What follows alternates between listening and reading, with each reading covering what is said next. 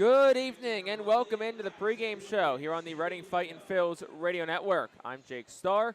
Bob McCool will be joining myself in just a little bit as we look ahead to game number 5 of 6 of this week's series between the Reading Fightin Phillies and the New Hampshire Fisher Cats.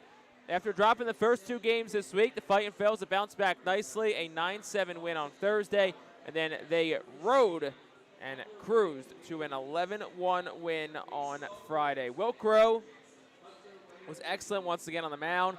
5 innings, 7 strikeouts, just 1 run allowed. And the offense, well, they started going early, and they never really stopped throughout the course of the night. They had 4 home runs in total. Seth Beer, Felix Reyes, Leandro Pineda, and Cade Fergus. And the Fightin Phillies matched their largest win differential of the season with the 10-run victory. Bullpen, best they've probably looked in quite a while as well. They went 4 scoreless innings to finish out the ball game for Reading. So right now, series is gridlocked at 2 games apiece between the Fightin Phillies and Fisher Cats. Winner of tonight's game gives themselves a chance at clinching the series tomorrow night in the finale between Reading and New Hampshire. Game 5 of 12 as well of this season-long 2-week homestand, and it's all about 15 minutes away here between Reading and New Hampshire. We're going to step aside for a moment. When we come back, we resume our conversation with Seth Beer. Part 2 of our interview with the veteran Beer is coming up when the pregame show rolls on after this on the Fightin Phillies radio network.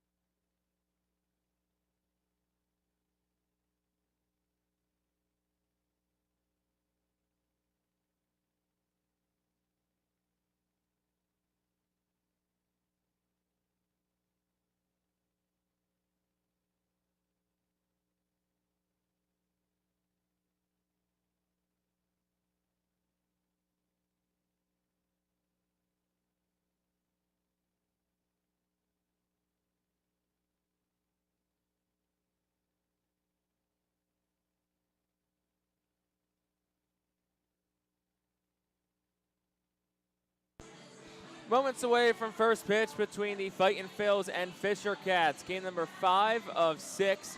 New Hampshire looking to shake it off after a tough loss last night, but the Fightin Phils are looking to get another win tonight and try and finish this series on a high note. One more week in the first half after this week. Reading trying to finish the first half on a strong note, get off to a good start in the second half to avoid a cruel summer for them.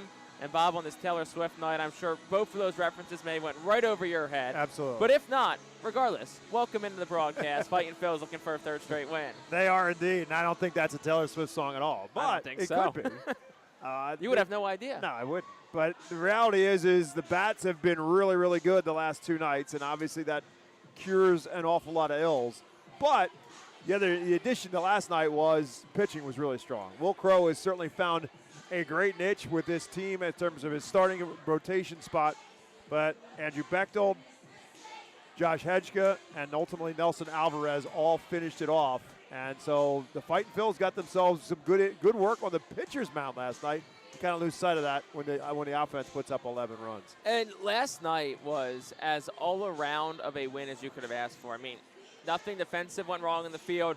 Pitching was practically spotless outside of the home run that Will Crowe gave up. And the offense, I mean, they came to play, and they get a guy on the mound. It's not Grant Rogers. That was last night. Ryan Watson on the mound, who got the win last time these teams played.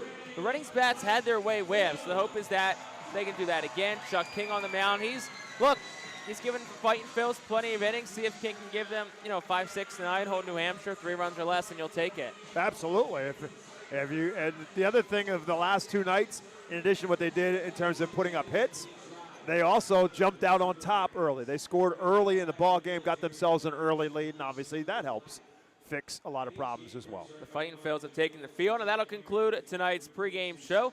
We'll step aside for a moment for the national anthem when we come back. Bob McCool's got lineups and first pitch for game number 5 between Reading and New Hampshire. After this on the Fightin Phils Radio Network.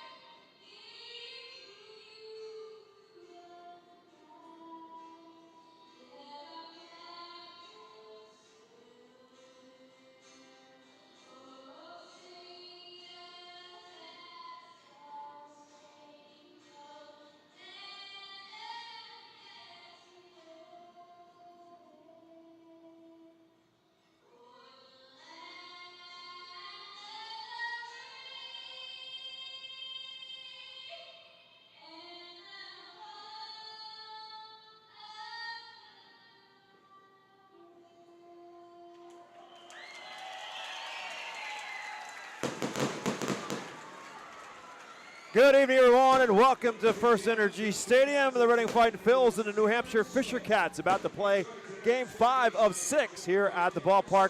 And we are even right now at 2 wins apiece after the Phils win the last 2 nights. Reading now 22-37, Fisher Cats at 28-33. Alongside Jake Starr, my name is Bob McCool, and a little swing-by visit of Taylor Swift for our national anthem. And we're ready to go on this Swifties night here at the ballpark. Overcast skies, but right now we have no rain, and we've got a tarpless field. And the Fightin Phils are out on the field going through their warm-ups, and here is the lineup they will face for the New Hampshire Fisher Cats. Anderson Paulino, as he has throughout the series, is in the leadoff spot. Jace Borfin bats second. Peyton Williams bats in the 3-hole. Charles McAdoo bats cleanup. Ryan McCarty is in left field and batting 5th. Kay Doty bats 6th. Deshaun Brown is in center field and batting 7th. Jacob Sharp is batting 8th, and the catcher as Jay Harry, the shortstop, bats 9th. That lineup faces right-hander for the Fightin Phils, Chuck King. 12th appearance of the year for King. His 10th start overall. 1-3, a 5.19 ERA. 50 and 1/3 innings pitched. 61 hits allowed, 11 walks, 40 strikeouts. Opponents hitting .302 against King. Our game time temperature is 65 degrees. It's presented to you by All Temp Enterprises. The wind right now, well, for a little bit it was dormant, but it's picked up a little bit, but not real strong at a couple 2 to 5 miles an hour, and that's it. So the American flag on top of the Redners Event Center is going a little bit out to left center field, but nothing of any significance. As the Phils go through their final warm-ups, and Edinson Paulino again is the man at the top of the order, and he's had a very good series. 8 for 17 at the plate with a couple of doubles, a couple of home runs as well. On the season, hitting at .264. Former property of the Boston Red Sox, acquired by the Blue Jays at the trade deadline last year, along with shortstop Cutter Coffey and Gilberto Batista. And Toronto Blue Jays gave up catcher Danny Jansen in that trade. So Chuck King about to deliver the first pitch. Comes at 6:49, and it is a swing and a miss by Paulino for strike number 1. King, the 6'5" right-hander, 27 years of age. His 0-1 pitch is an off-speed pitch, and Paulino way out in front as King pulls the string on the changeup, and it's quickly no balls and 2 strikes. King last time out at Harrisburg on Sunday took the loss, but was it not a bad outing? 5 innings, 4 hits, an earned run, 5 strikeouts for Chuck King. King's 0-2 pitch is in the dirt. It's 1 ball and 2 strikes. King last year with Jersey Shore, 31 games, all out of the bullpen. And promoted to Reading for 1 appearance. But he's found his role as a starter for the Fightin Phils here in 2025. And now time is called at the plate by Paulino as he tires of waiting. Yeah, King was down to his second on the pitch clock. I mean, if I was Paulino, I would have just let it run at that point. Absolutely. I don't think he was close to starting his delivery. Then it goes back and 1-2 pitch. Just misses a bit high. It's 2-2. The defense behind King. Henry Mendez is in left field. Cade Fergus in center. Leandro Pineda is in right. Seth Beer is at first base. Luis Verdugo at second. Carson DiMartini again is at shortstop with Alex Benelis at third. And Luis Caicudo makes his Reading Fightin Phils debut behind the plate as King misses just a bit outside. It's 3 balls and 2 strikes.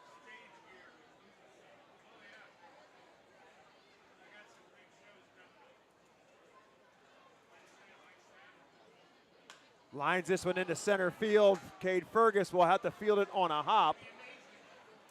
And Paulino gets his 9th hit of the series, and he is a leadoff base runner after working the count full. Yeah, if the hottest player in the ballpark right now is Felix Reyes, I think the second hottest might be Edinson Paulino.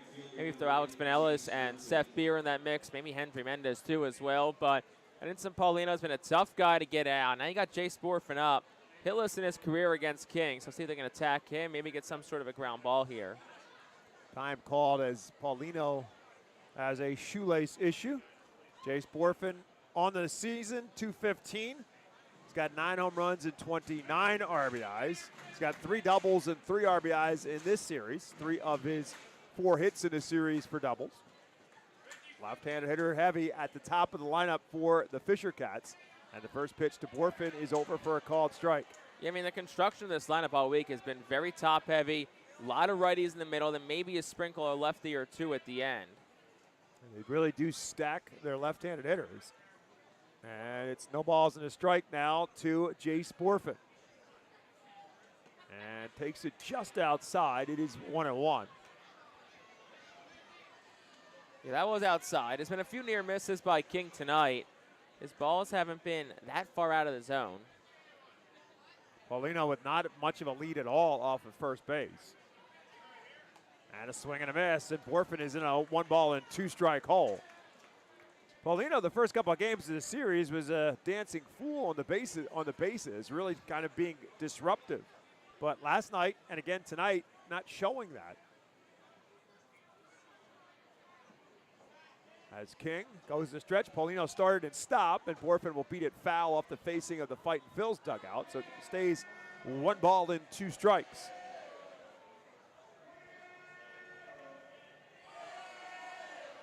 Borfin had a 3-double game earlier this week.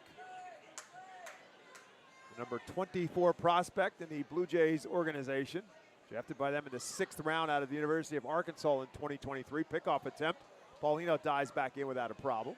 It was a low throw, too, in the pickoff attempt. A good job by Beer to kind of get down and smother it, keep it from going by him. So King resets at 1-ball-and-2 strikes to Jace Borfin. And Paulino takes off here. Borfin swings and foul tipped it. I believe it went off the glove. No, catcher's interference they're going to call. Yeah, but the bat, couldn't figure out what happened. Kaikudo, the catcher, came up, kind of shaking his hand a little bit. Now we know why. The bat for Borfin hit the catcher's mitt of Kaikudo. So catcher's interference will put Borfin on first base. So it goes down in the book as an E2 on Kaikudo. So he had 3 errors with Jersey Shore before his call-up last week, and gets his first one in basically as many opportunities with Reading. So 2-on now with nobody out, and now Peyton Williams will bat. Williams, the big lefty, settles in. Chuck King's first pitch is there for a strike one. Williams, 227 on the season. He's got 6 home runs and 23 RBIs. 4 for 14 so far in this series.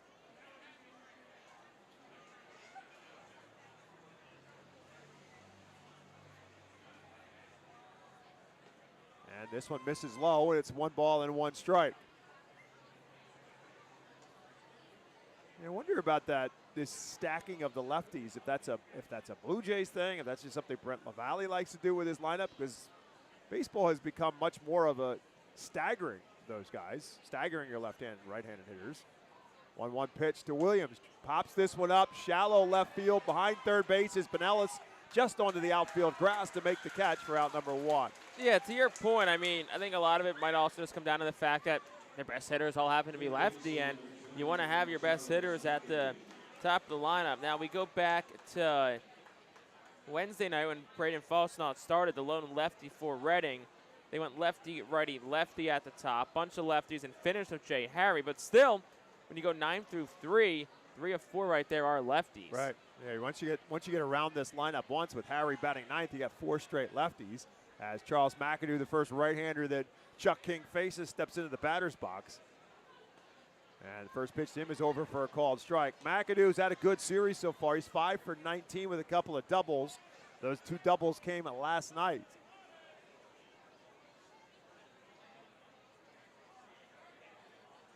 Two on, 1 out. Top half of the first inning.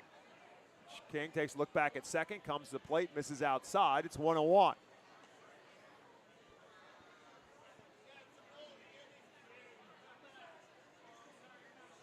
King went undrafted out of TCU in 2024. Ended up signing with the Phils. 1-1 pitch by him is over for a called strike 2. It's 1-ball-and-2 strikes. Yeah, King left TCU, spent a few years working for the Padres, last of which in 2023 as basically on the staff at Lake Elsinore in Single A, and got the itch to want to come back and play baseball again, and ended up having a pro day with Driveline and signing with the Phillies in February of last year. He's got McAdoo now 1 ball and 2 strikes.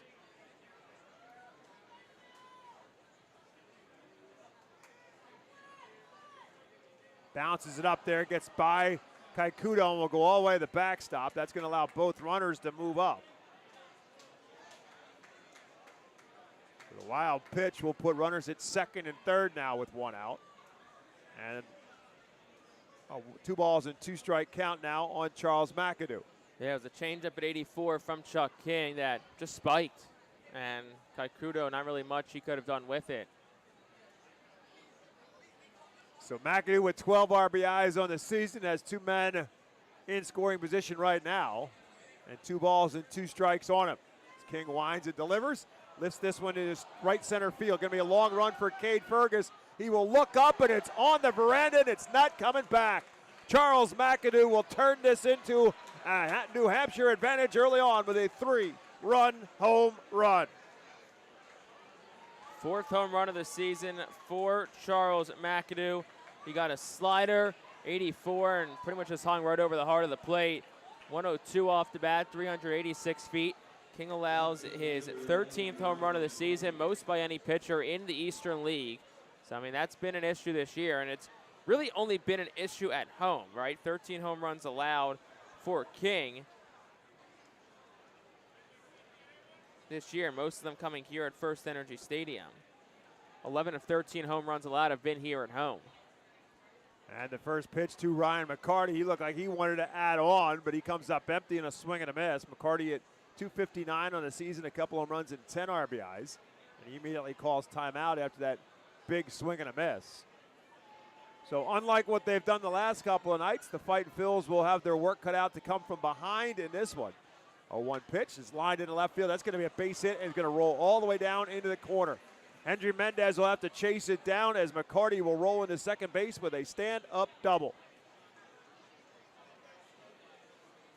Another slider that time, and it wasn't in a bad spot. It was down and into the right-handed bat McCarty, but pretty much he was able to drop his bat right on it and line it down the left field line. So the 3rd hit already allowed by Chuck King in this inning. And look, we saw what Reading's offense did last night, so you want to try to keep it where it's at as Brad Bergeson's going to come out and talk to him to give your bats a chance to get into it. 20 pitches already in this inning for Chuck King. Yeah, this has to be a settle down moment a little bit right now for Chuck King. The visit by Brad Bergeson just to settle him in a little bit. So, all right, look. Let's cut this off right now. It's a 3-0 difference with a runner now in scoring position. It's still only 1 out.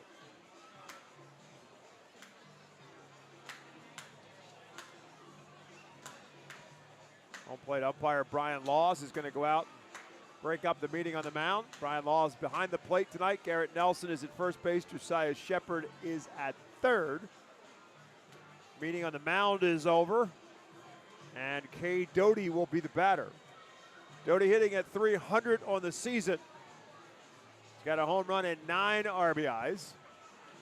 He's 3 for 11 so far in this series. After an 0 for 3 night last night.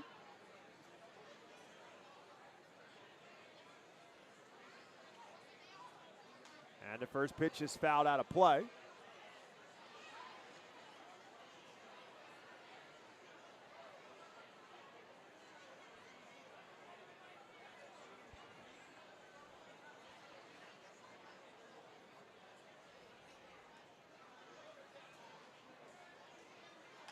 Beats this one up the middle.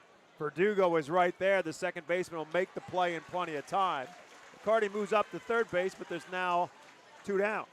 Yeah, Verdugo had him played perfectly there and gets as much of a good ground ball as you can get. It was a high hopper right to him. He would have fielded it, make a good throw to first. They do move McCarty to third, so pass ball wild pitch would score the run. But the hope is you get this third out here to Deshaun Brown. Deshaun Brown hitting at 228 on the season. Just his second start in this series. He's 0 for 3. First pitch, swings it, pops it straight up in the air, right around in front of home plate. Kaikuto off with the mask and will make the catch literally inches in front of the plate for the third and final out. So the Fisher Cats strike early. They do their damage with 3 runs They did had 3 hits. There was 1 error and 1 man left on base. When we come back to Baseball Town, the home team bats for the first time. They're in a 3-0 deficit.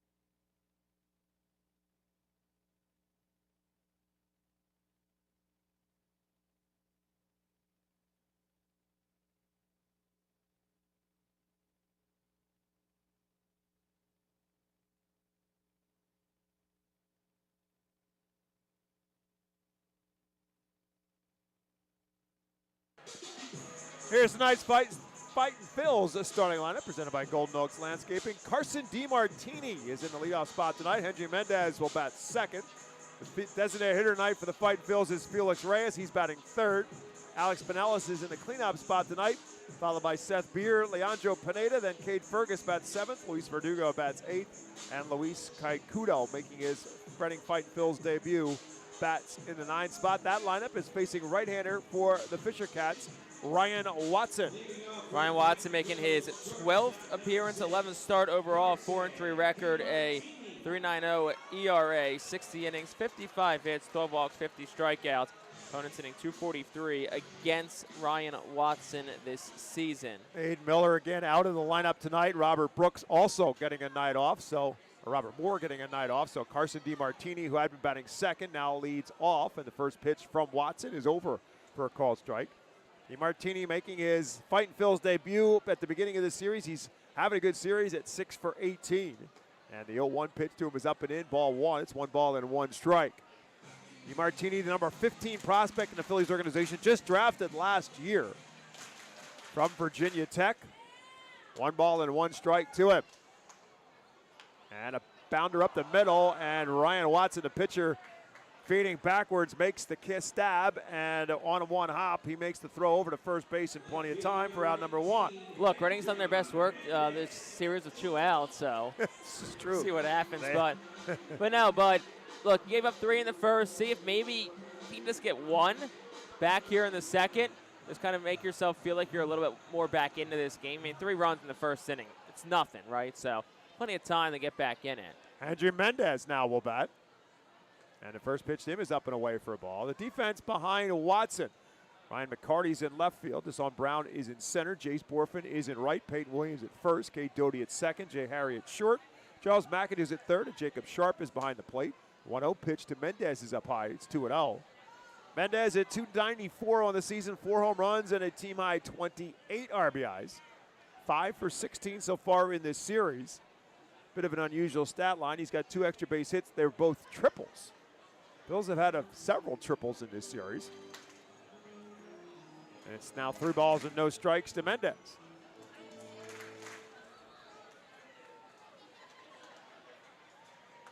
And that's way outside ball 4. So Henry Mendez becomes the Phil's first base runner of the night as Watson misses on 4 straight. Now bring Felix Reyes to the plate. And if you think Mendez had sounded like he was having a pretty good series, wait till I tell you what Felix Reyes has done. He is 7 for 12 in this series. He's hit for the cycle in the series. He almost hit for it last night. But unfortunately for him, he had the triple one night before, but he's got 2 doubles, 2 home runs, 3 RBIs. 7 for 12 in the series. His batting average now up to 324 on the season. His OPS this week, 2.060. Really? I never saw a 2 before. 1-0 pitch coming to Felix Reyes as he's now missed 5 in a row outside the strike zone.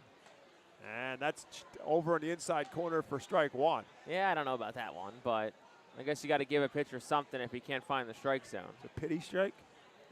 Guess so. 1 ball and 1 strike to Reyes.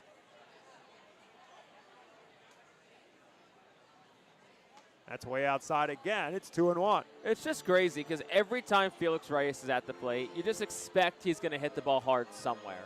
Even if it's an out, like you just expect the ball is going to come rocketing off his bat. Also looking at Deshaun Brown in center field. He's shallow. And this one, a high chopper towards the third baseman McAdoo. Throw to second for one. The relay is in time. Reyes didn't get much of it on that one, and it turns into a 5-4-3 double play, and that quickly the Phillies' top half of the first comes to an end. No runs, no hits, no errors, and ultimately nobody left. One complete, 3-0, Fisher Cats.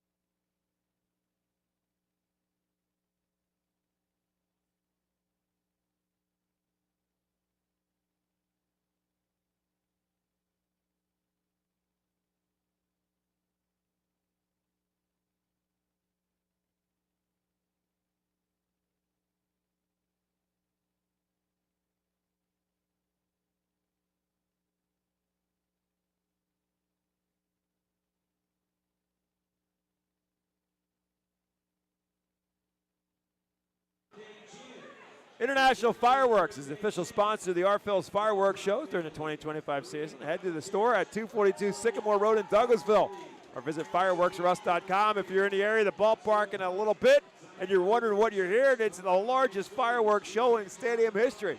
Coming your way tonight is a Mega Blast firework. Don't worry, we'll have more fireworks. The Phils are home, right back at it after tomorrow's series finale against New Hampshire at 5:15. Phils will welcome the Hartford Yard Goats for a 6-game series beginning on Tuesday. Jacob Sharp will lead it off for New Hampshire here in the second after the Fisher Cats put 3 across against Chuck King in the first. Sharp to be followed by Jay Harry, and then the top of the order in Edinson Paulino. Sharp, one of 3 catchers on the Fisher Cats roster, and he beats this one foul. Sharp hitting at just 188 on the year. We mentioned this earlier in the week, but they've been going the catcher in the 8th spot the last 4 nights after the catcher batting 9th every game up until Wednesday this week. 0-1 pitch is lined on a hop towards Martini. He backed up on it. Plenty of time to make the throw across the diamond for out number 1. Yeah, Sharp doesn't run all too well, but yeah, DeMartini, we can back up on that, and then rifles a throw across the diamond. DeMartini is someone who's played all 3 infield positions aside from first base. He's played on the left side of the diamond too, and no issue for him there getting that throw across. So that'll bring up his counterpart at shortstop in Jay Harry. Harry hitting at just 170 on the season. And swings at the first pitch and fouls it out of play. Harry, a New Jersey native, but he played his college baseball for Penn State. He was originally drafted by the Minnesota Twins in the 6th round. Acquired at the trade deadline. For right-handed pitcher Trevor Richards. There's a number of these Fisher Cats players who were acquired at the trade deadline last year. And that's up high. It's 1 ball and 1 strike to Harry. As Toronto was far out of contention last year and made quite a number of trades at the deadline last year. A lot of them involved this Fisher Cats roster. Ultimately, 1-1 pitch is lifted down the third base line and fouled out of play. There is some rain falling. It's not too heavy, but there is a little bit of rain coming. So it's 1 ball and 2 strikes now to Jay Harry. 1 out here in the second. And that pitch just misses. It's 2-2. Wind's picked up a bit as well. Right now it's kind of blowing out towards the left field corner. More of a cross breeze than blowing out. 2-2 to Harry. Line on a hop this time to Verdugo. Verdugo will make the play in plenty of time for out number 2. 2 quick outs for Chuck King. Good start to the inning for him. And hope you can get a smooth inning if you are King give yourself a chance to kind of sort of reset yourself, keep the pitch count down, and really find your groove at this point of the game. That'll bring up the top of the order and Edinson Paulino, who got that first inning started with a single. And the first pitch to King, or by King to Paulino, is fouled straight back to the backstop. For a moment, that might have gotten a piece of the home plate umpire, Brian Laws, but apparently not. Either that or he is one tough dude because he didn't flinch. No balls and a strike to Paulino. That's apparently a ball. It's been an interesting week, to say the least. Leave it at that. It's one ball and one strike to Paulino. Swing and a miss. Good changeup. Had him way out in front. He fooled him with a changeup in the first at bat, but then he got himself a little bit in a pickle with a 3-2 count. Had to come in with something, and Paulino made him pay for it. He's got him 1-2 here.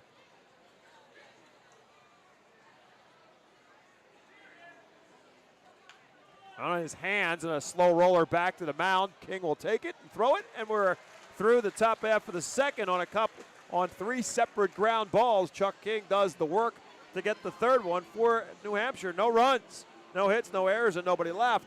Led to the bottom of the second inning, 3-0, Fisher Cats.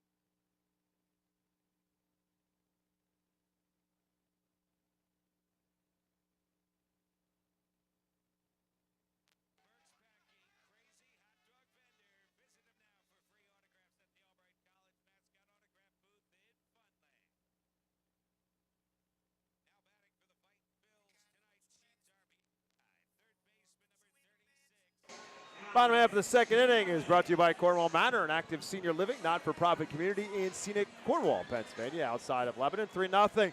Fisher Cats on top as the Phillies come to plate here in the bottom of the second. Alex Pinellas will lead it off for the Fightins, and the first pitch from Ryan Watson is up high for a ball. It's been a good week for Pinellas. 7 RBI in total this week after not having a single one through his first couple of weeks with Reading. Again, under some showers here at FirstEnergy Stadium as Pinellas will lift this one into left field. McCarty going back, has plenty of room in front of the track. Actually, you had to come back in on it when it was all said and done and make the catch for out number 1. He kind of had to bend down and scoop catch it, underhand catch it a little bit there. I mean, McCarty not a natural outfielder, but the wind kind of playing some tricks on him. Yeah, it does look like the wind is now blowing back in from left field, and McCarty just experienced that. He was back almost to the track and ultimately had to come lunging forward to make the catch as Seth Beer now will bat. Beer's had a good series as well. He's 6 for 16. He'll lift this one foul and out of play down the third base line. Including his second home run of the year last night, one of the 4 long balls for the Fightin' Phils in last night's win. Beer at 192 now on the season. 0-1 pitch is up high and inside. It's 1-1. Beer, 7-game hitting streak he's on right now, hitting .346 over the course of that hitting streak.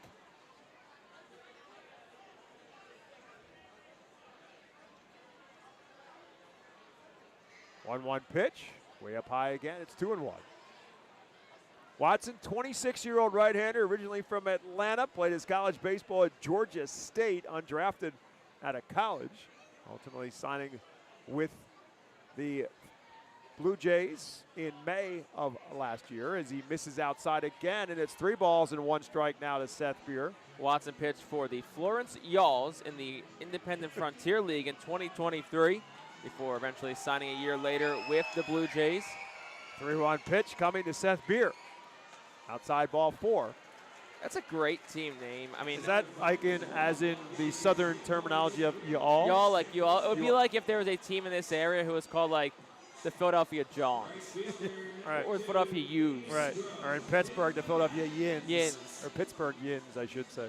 Seth Beer draws a 1-out walk, so same situation the Phils had in the first after a 1-out walk, but a double play wiped that out as Leandro Pineda now will bat. He takes a healthy cut, comes up empty. Pineda, like Seth Beer, also homered in last night's game, his 3rd of the year, hitting at just 186. That home run, his lone hit so far in this series. And he fouls that straight back. It's no balls and 2 strikes. Infield plays Pineda to pull. Outfield is pulled way around the other way. I mean, if Leandro Pineda pulls one down the first base line, Beer's scoring, and he's going to stand up at third base. They are way off the line. Jace Borfin is way over in right center field. Pineda homered in last night's game. 3rd home run of the season. First that is coming against a team not named the Harrisburg Senators. No balls and 2 strikes to him right now. He lifts this one the other way.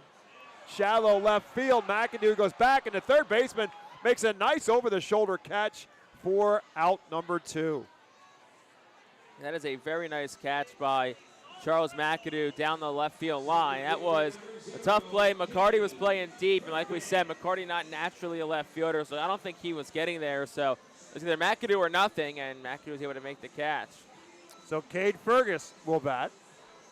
Fergus also homered in last night's game. One of 2 hits he has in this series. He hasn't been productive with the bat in his hands, but he's been explosive. He's got a 154 batting average on the year, but he's got 6 home runs, including his 2-run home run last night the other way. And this one he drives deep to left center field. Turn and say goodbye. Cade Fergus has done it again. First pitch, Cade Fergus sees. It's his 7th home run of the season. Number 12 overall between 2 different levels, and my oh my, that ball was crushed, Bob McCool. Cade Fergus, he's got power, and we saw it right there. Fightin's right back in it. With the wind blowing in, that thing still landed all but at the base of the scoreboard. And so the Phils are now back within a run as Luis Verdugo will bat. And the first pitch to Verdugo is over at the knees for a called strike. Verdugo hitting at just 148. Looking for his first hit in this series, and this is second start. He's 0 for 4 so far. Takes that outside. It's 1-1. That was an 89-mile-per-hour cutter that just hung right over the heart of the plate. I mean, I'm sure Fergus's eyes lit up when he saw that, and he did not miss it. 8th home run surrendered by Watson this season. And that's outside again to Verdugo. It's 2-1. So that quickly the Fightin Phils are right back in it, as they've shown some thunder over the course of the last 2 nights. 2 balls and a strike to Luis Verdugo. Swings and fouls that one out of play. That evens the count at 2 balls and 2 strikes. Unfortunately, we had up here to not register any analytics on that home run, distance, velocity, launch angle, anything. So if anyone back in the video room in the event center happened to get that info that we didn't, feel free to let us know. Outside again to Verdugo. It's 3-2. It's a guy down there, Bob, in a Jordan Romano jersey. How about that? 3 balls and 2 strikes to Luis Verdugo with 2 outs here in the second. Swing and a miss, comes up empty, and that'll do it for the Phils in the second inning. First strikeout for Watson. For Reading in the second, 2 runs. There was just the 1 hit, and it was the Fergus home run. No errors and nobody left. We are through 2, and it's 3-2. New Hampshire on top.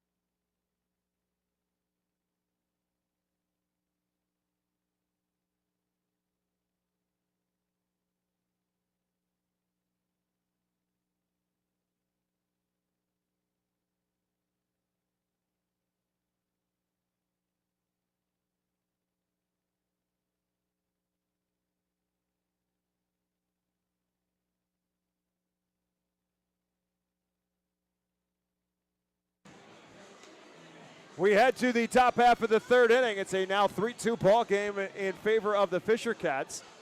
And it's both been home run productive. The 3-run home run for Charles McAdoo, the 2-run home run for Cade Fergus, responsible for the offense so far. Jace Borfin now will bat for New Hampshire.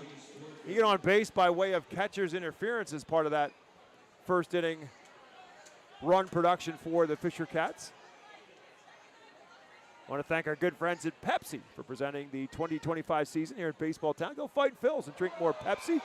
As Borfin fouls one straight back a little bit to our left. And Chuck King works ahead.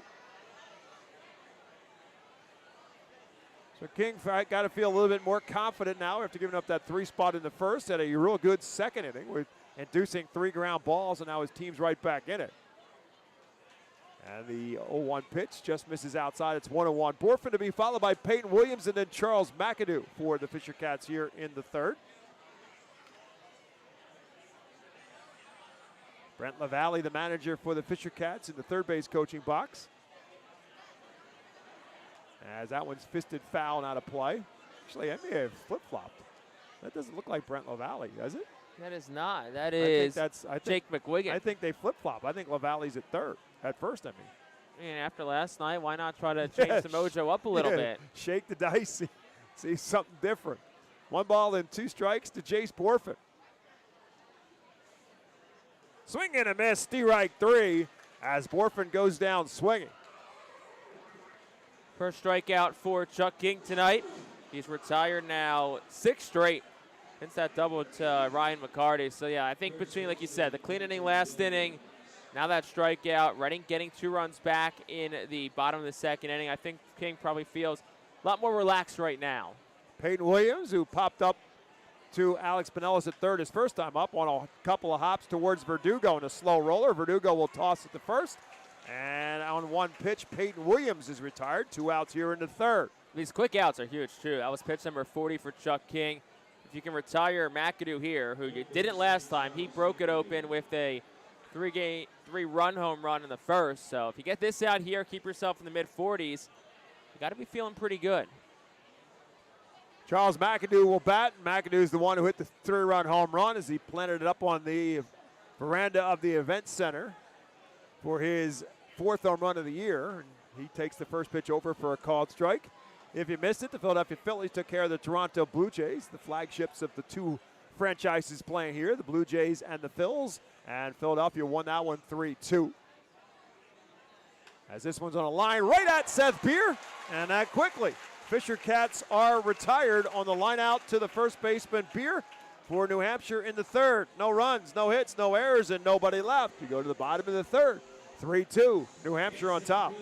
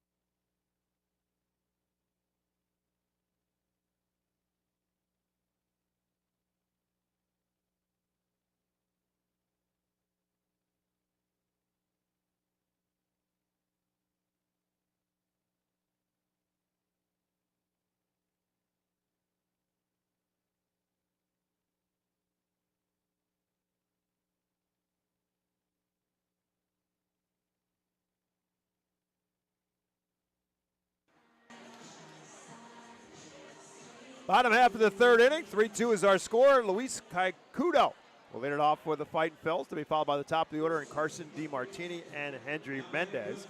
Never give a chance to. Chuck King did such fast work in the top half of the third inning. Never got the chance to finish talking about the Philadelphia Phillies. Max Kepler's home run in the bottom of the eighth inning, the difference maker for the Phils. Good job by Christopher Sanchez again on the mound for the Phillies. First pitch to Luis Caicudo is fouled out of play. Caicudo was called up from Jersey Shore a couple of days ago. 17 games with the Blue Claws at .306. No home runs and 4 RBIs. 22-year-old swings at the next pitch and fouls it pretty much in the same spot. Quickly, no balls and 2 strikes. Caicudo in 2024 split his time between Clearwater and Jersey Shore.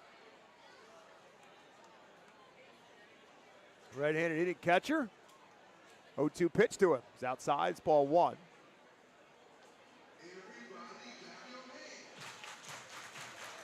So the home run by Max Kepler, his 8th of the year. Ryan Kirkering got the win for the Phils.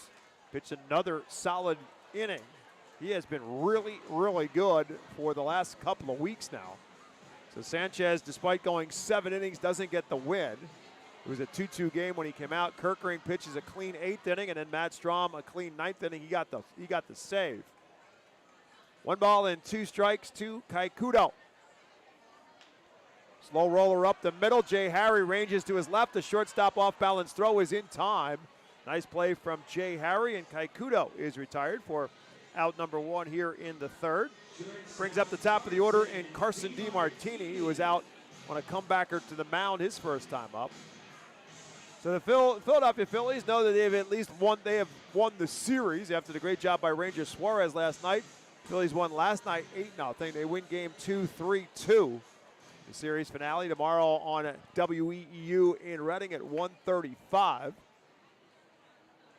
Zach Wheeler will pitch in that one for the Phils. So they'll look for the sweep in that series as DiMartini takes one up high for a ball.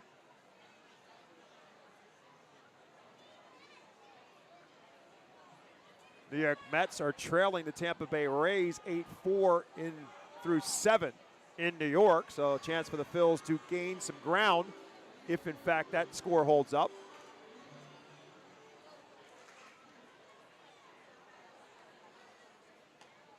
And there's a swing and a miss by DiMartini. It's 1-2.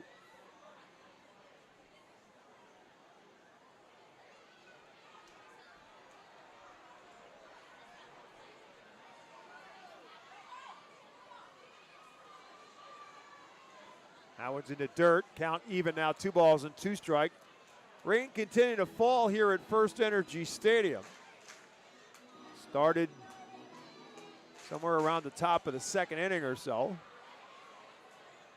2-2. Fisted up in the air, third base side, but it's going to go out of play and into the picnic area. DiMartini stays alive.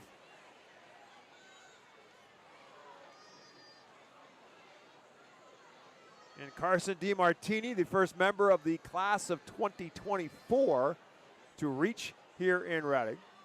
Selected in the 4th round.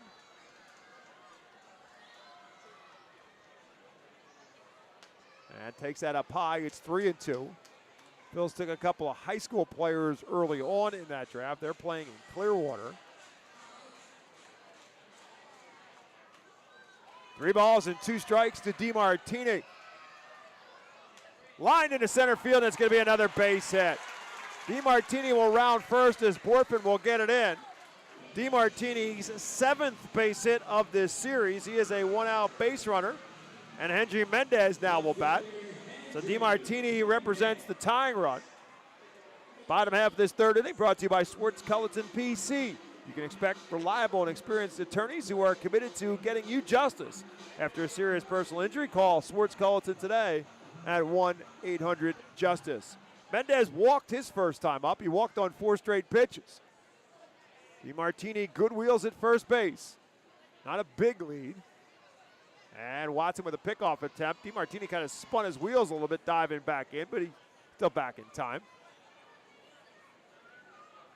Michael Jones, the acting manager this week for the Phils, coaching at third base. Carl Ellison coaching at first. Pitch to the plate is outside, ball one. So 5 straight now that Hendry Mendez still has yet to see a strike from Ryan Watson. Felix Reyes in the on-deck circle for the Phils. Bottom of the third inning, they trail 3-2.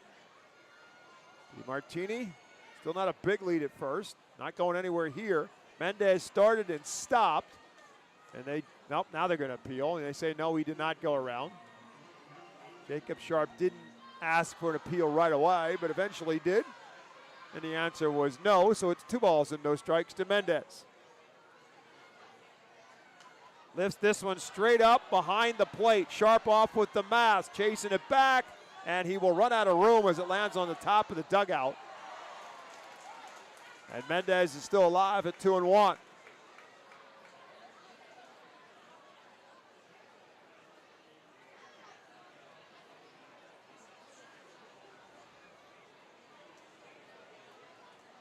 Ryan Watson last year made just 7 starts in total, 3 at Dunedin and then 4 more at High A Vancouver.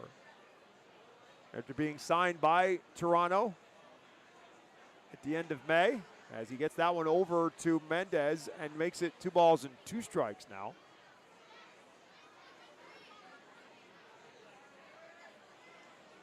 DeMartini again is lead off at first. Watson from the stretch. DeMartini started and stopped. Mendez on a hop. It's fouled on the first base line. Speared like a cat by Carl Ellison, who then tried to throw it into Savage 61 dugout suite and missed. Now he has to go pick it back up. He did everything right up until the throw. And now he walks back to the first base coaching box, just shaking his head. 2 balls and 2 strikes to Hendry Mendez.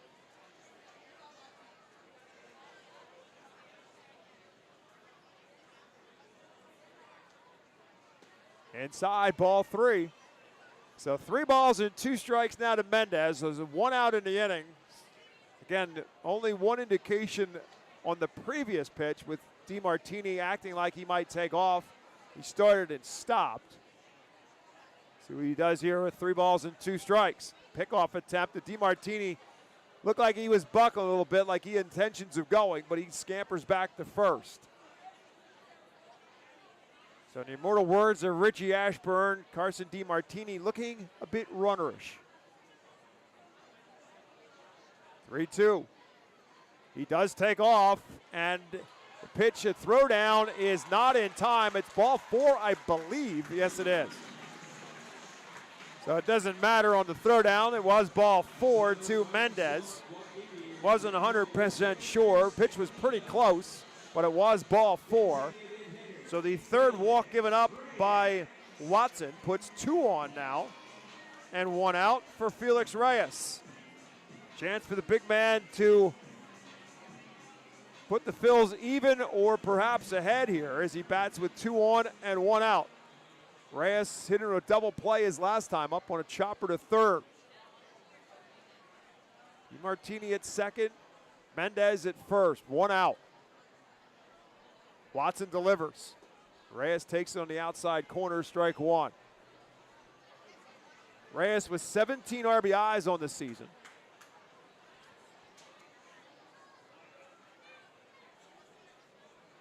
Watson from the stretch takes a look back at second. DeMartini dances around a little bit. Watson comes with his pitch. It's low. 1 ball and 1 strike.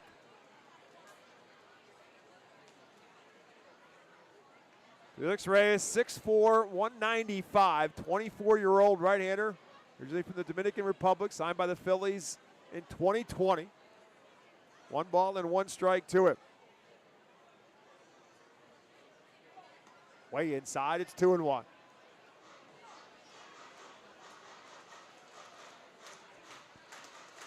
So Reyes batting in the 3-hole for the first time this season.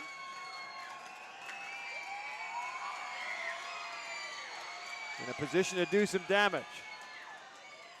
And he rips this one towards the gap in left center field. Brown goes back, the wind will hold it up, and he will make the catch on the warning track, and DeMartini has to scamper back to second base. Yeah, it looked like for a second he was going to find a gap, but the wind held it.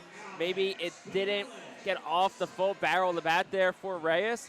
Thought his great week was going to continue there. Still plenty of chances for it. But now Benella's 2 out. See if he can come through here again. Benelas flew out to left field his first time up. So 2-1 and 2 out now here in this third inning. Phil's down a run.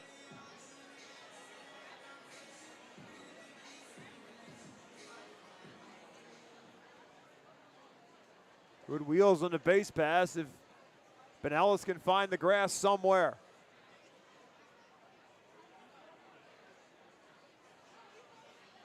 Watson delivers to the left-handed hitter. Over for a called strike one. I don't know if they would, but I wonder if Michael Jones may be thinking to try and create some chaos here, get a double steal off. Neither guy's being held on. Harry kind of sort of sneaking in behind DeMartini, but he's got a good lead.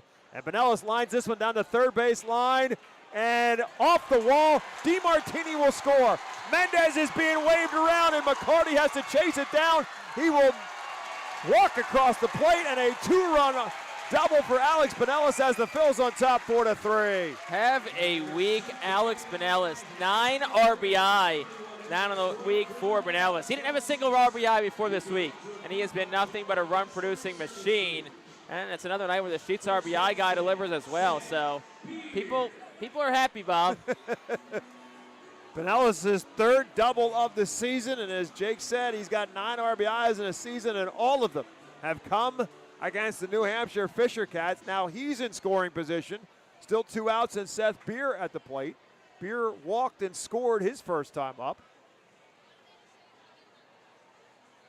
First pitch to him, just misses outside. It's ball 1. You kind of just felt when Reading went down 3-0 that it wouldn't last for long, the way the bats were swinging the last couple of nights. 1-0 pitch. There for a strike.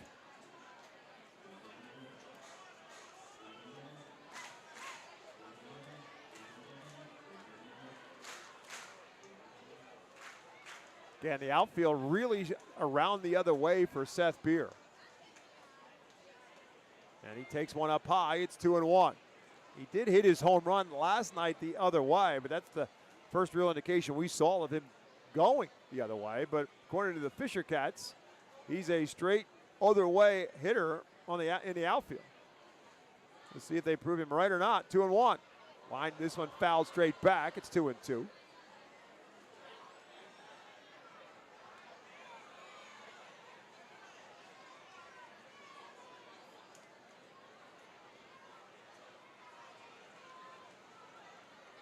So Benelas the runner at second base. 2 runs in. Phils have gained the lead in this inning and looking for some more. Pitch to the plate. Lifts this one high and deep to right field, but the ballpark will hold it as Borfin is back. Will make the catch right in front of the warning track for the third and final out. But the Phils get 2 across. They do it on 2 hits. There were no errors and 1 man left. 3 complete, and it's the Fightin Phils now on top, 4-3.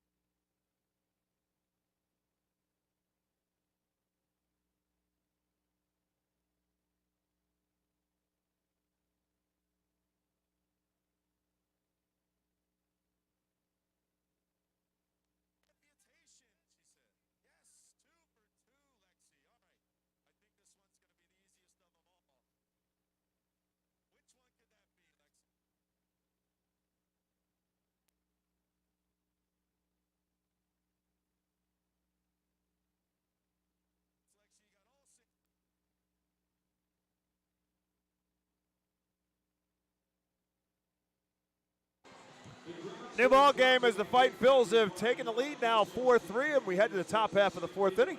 Take over play-by-play, my broadcast partner, Jake Starr. Thank you very much, Bob. 4-3, Reading now on top after a pair of runs in the second and third innings. And Chuck King back out for inning number 4 with a 1-run lead.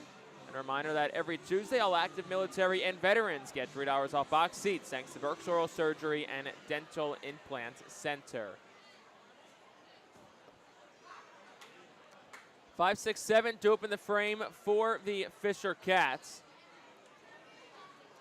Bit of a brief delay as the grounds crew just works on the area behind first base.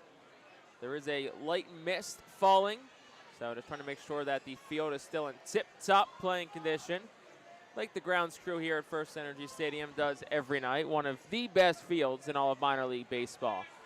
So here's Ryan McCarty up. First pitch from King is a strike. It's 0-1. It's a rough start to this game in the first inning. King has sent 8 Fisher Cat hitters down in a row. He's had 43 pitches after that first pitch strike to McCarty.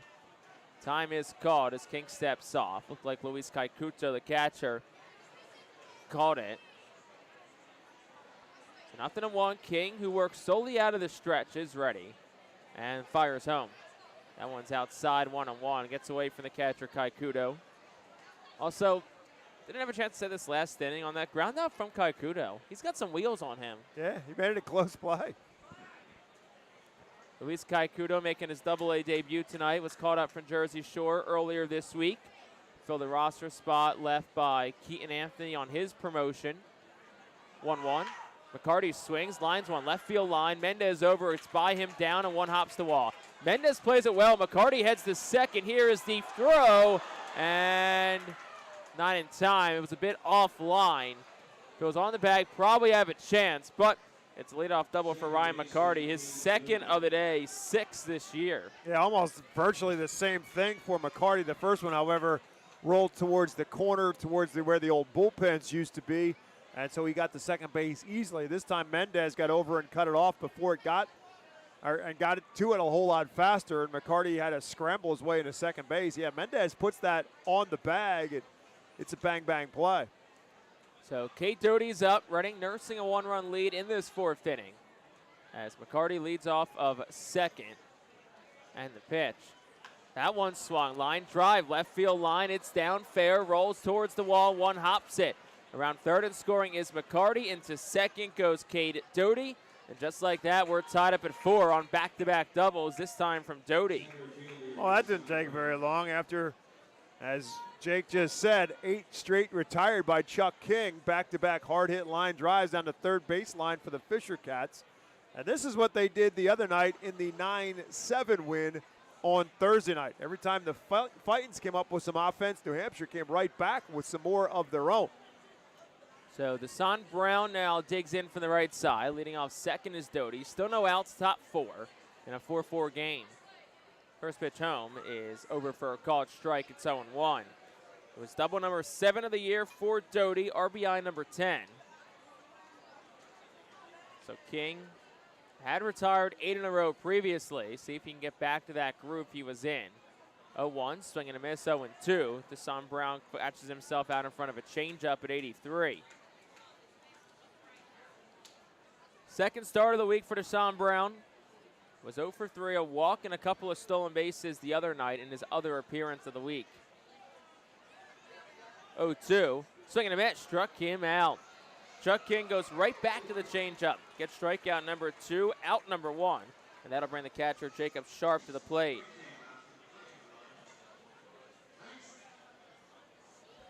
Jacob Sharp 0 for 1 in tonight's ball game. Ground out to short his first time up.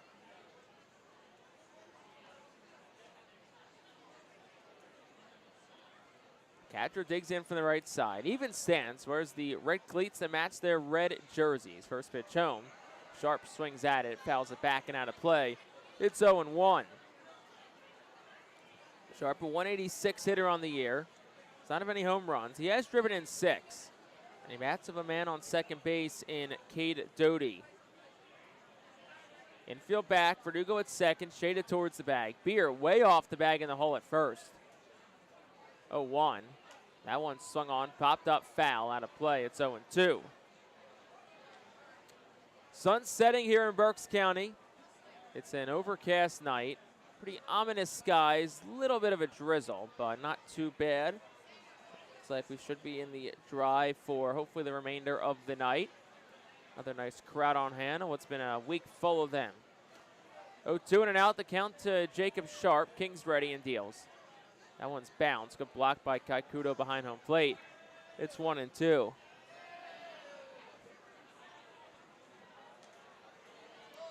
Sharp 0 for 3 and a strikeout in his career against Chuck King. Based on the last time these teams squared off with King on the mound, May the 17th. That was a Saturday doubleheader date between these sides. Those two games were the only games New Hampshire won that week against Reading. Fightin Phillies took 4 of 6 from the Fisher Cats in May. 1-2, swing and a miss, struck him out. Back to the changeup, King went, Sharp over top of it. So it's back-to-back strikeouts for Chuck King. 2 outs here in the 4th, and that'll bring Jay Harry to the plate.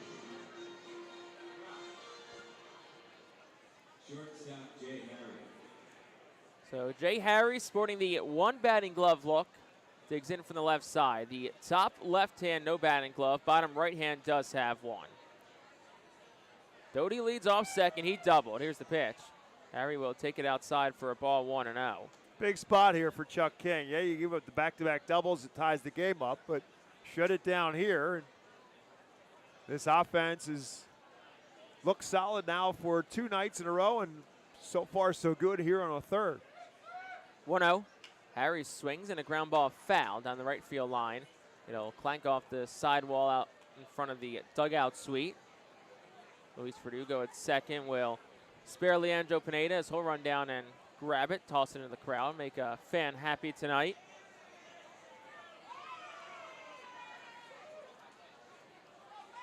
So Reading won the first series between these two teams 4-2. This week's 2-2. Reading holds the edge in the season series 6-4. Of course, the winner of tonight's game gives themselves a shot at the series win tomorrow. 1-1 is down, 2 balls and 1 strike. Jay Harry 0 for 1 tonight. A ground out the second, his first time up. Sitting at just 168 on the season. Harry played left field last night, at shortstop tonight. Has a chance to drive a run home. He's got 8 RBI this year. 2-1. Harry swings line, drives. Seth Beer leaps and takes an extra base hit away from Jay Harry. Seth Beer showing off the hops. Jay Harry heads back to the dugout wondering what could have been. And that will end the top half of the 4th inning. A run for the Fisher Cats on 2 hits. They leave 1. We will head to the home half of the 4th inning. All knotted up between Reading and New Hampshire at 2 apiece.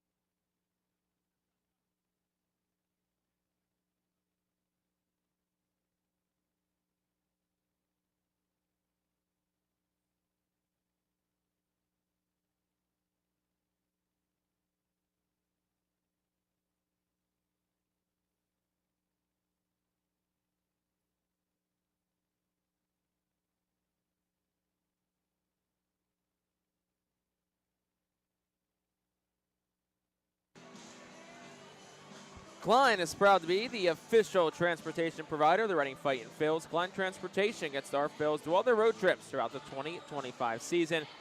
For more information, go to KleinTransportation.com. Well, Klein buses a couple of weeks off from taking the Fightin Phils anywhere. They are on a 2-week homestand. Fightin Phils home tomorrow, off day Monday before we start a whole nother series right here against Hartford on Tuesday. But first, Fightin Phils here in a tie ball game 4-4 up to bat in the home half of the 4th inning. Leandro Pineda leads off against Ryan Watson, who's back out. 6-7-8 due up for Reading. First pitch home, Pineda will take that up and in. It's 1-0. Pineda in tonight's game, he's 0 for 1. He popped up to third his first time up. And the pitch. That's inside. 2 balls, no strikes. 3 walks already tonight for Ryan Watson, 1 of each of the first 3 innings.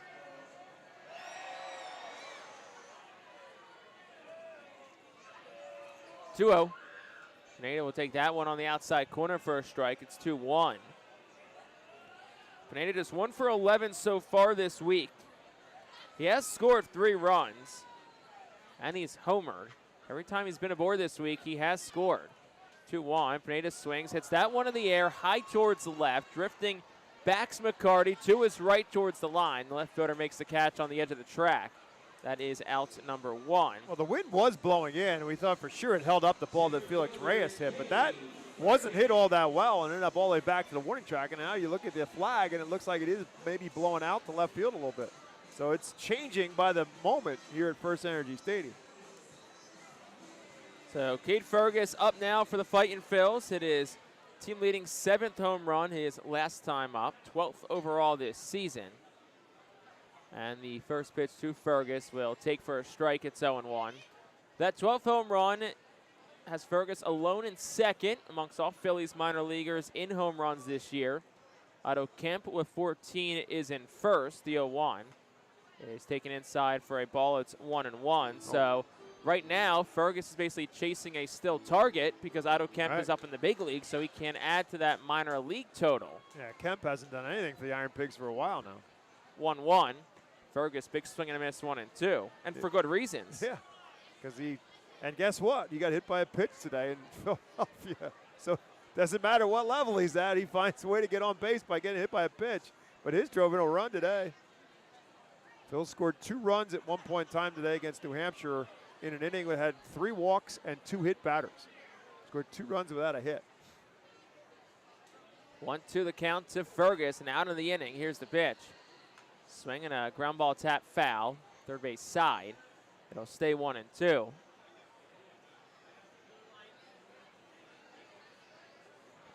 So Fergus a 2-run shot. That cracked the seal for the Fightin' Phils, but their first 2 runs on the board. They got a pair more runs in the 3rd inning thanks to a 2-run double from Alex Benellis. The 1-2. Fergus swinging a miss, struck him out and chasing a sinker up high. So that is strikeout number 2 tonight for Ryan Watson, and that'll bring Luis Verdugo to the plate for Reading. Before I forget to tell you this, while you had to step out of the booth last inning, Henry Mendez hit a foul ball down the first baseline, and our buddy Carlosa made a great stab on it. Turned and threw it into the dugout sweep, right off the fence in the front. Had to go pick it up himself. So he made a great play, but the throw wasn't great. And yeah.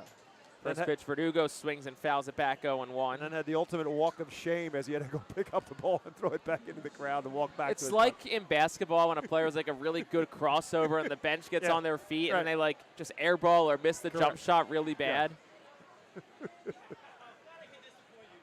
0-1. Verdugo swings and fouls it straight back. It's 0-2.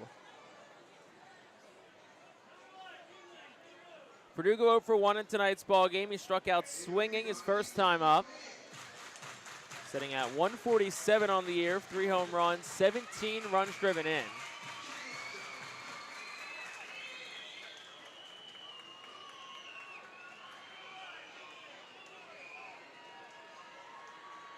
So 0-2 count to Verdugo, 2 outs, bottom 4. 4-4 is our score. Base is empty. Ryan Watson set at the letters. Fires the 0-2. That's down. 1 ball and 2 strikes.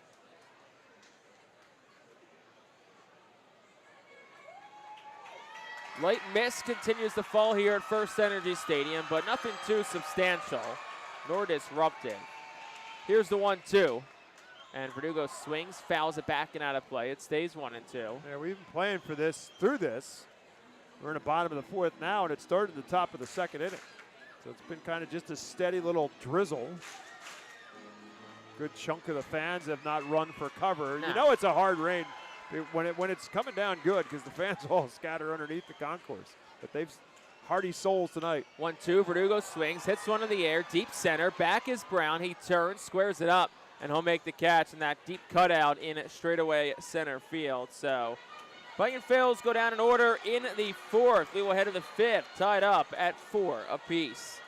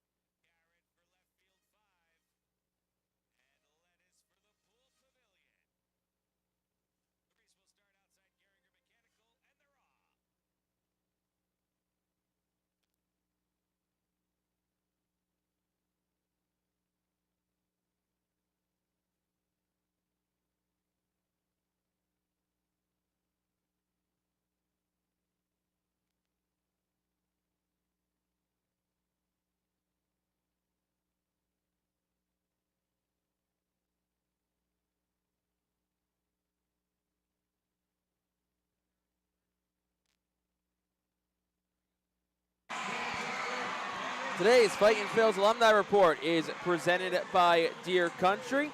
Last night in Allentown, Iron Pigs a 4-3 win against Worcester. Keaton Anthony had 2 hits, including a double, first AAA double for Keaton Anthony. So looks like he goes up to the Iron Pigs and just continues to hit. So that was today's Fightin Phils Alumni Report, presented by our friends over at Deer Country. 4-4 ball game, top of the fifth. Chuck King is back out. He'll face the top of the order for the third time tonight for the Fisher Cats. DH Edinson Paulino will be the first that he faces here in the frame.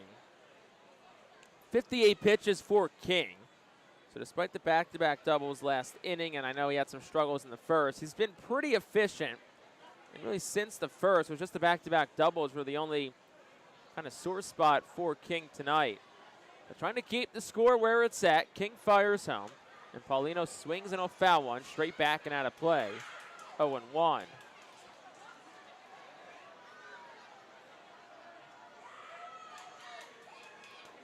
Paulino 1 for 2 in tonight's ball game. A single and a ground out back to the pitcher.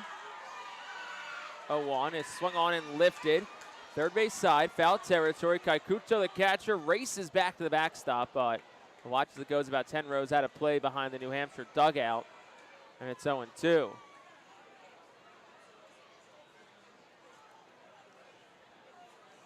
It's been a very good week for Paulino so far. He's 9 for 18. That's 500. Excuse me, 9 for 19, so a hair under 500. Couple of doubles, couple of home runs. He's driven in 3 runs. Anytime you can retire him is a good sign. King ready, the 0-2. Swung on, ground ball right side. Verdugo backhands, nice play. Spin, jump to first in time. Seth Beer digs it up. Very nice play by Luis Verdugo, flashing the leather at second base. High five from Carson DiMartini, his middle infield mate. And that's out number 1 here in the inning. Phil's flashing a little leather tonight. Don't forget about the play at the end of last inning on the line drive that Seth Beer speared out of the air and saved Chuck King from giving up what would have been the go-ahead run if that ball is not speared by Seth Beer. Jay Harry's got himself a base hit, and the Fisher Cats have the lead. Speared by Beer. How about that? First pitch is a ground ball, and it can't be speared by Beer. It goes under his glove down the right field line towards the corner. Ball kind of dies as Pineda gets to it. Borfin turns first, heads to second. That'll be a double.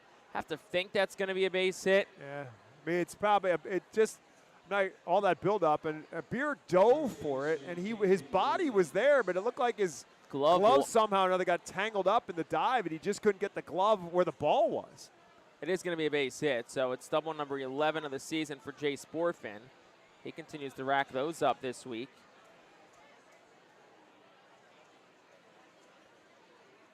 So that'll bring Peyton Williams to the plate for the Fisher Cats. Williams 0 for 2 in tonight's ball game. Rounded out the second, his last time up. First pitch home, swing and a miss. It's 0-1. Good change up there for King. Williams thinking he's going to get first pitch fastball, throws in the change and way out in front. So 0-1 the count here to Peyton Williams. Borfin leads off second in a tie ball game. Pickoff play is on, and DeMartini's tag is a bit late. Borfin 4 for 4 in stolen bases this season.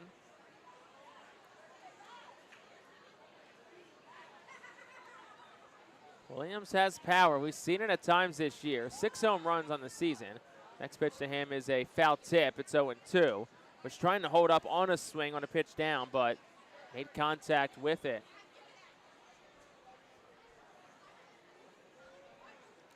So 0-2 and an out to Peyton Williams. Infield back, shaded towards the right side.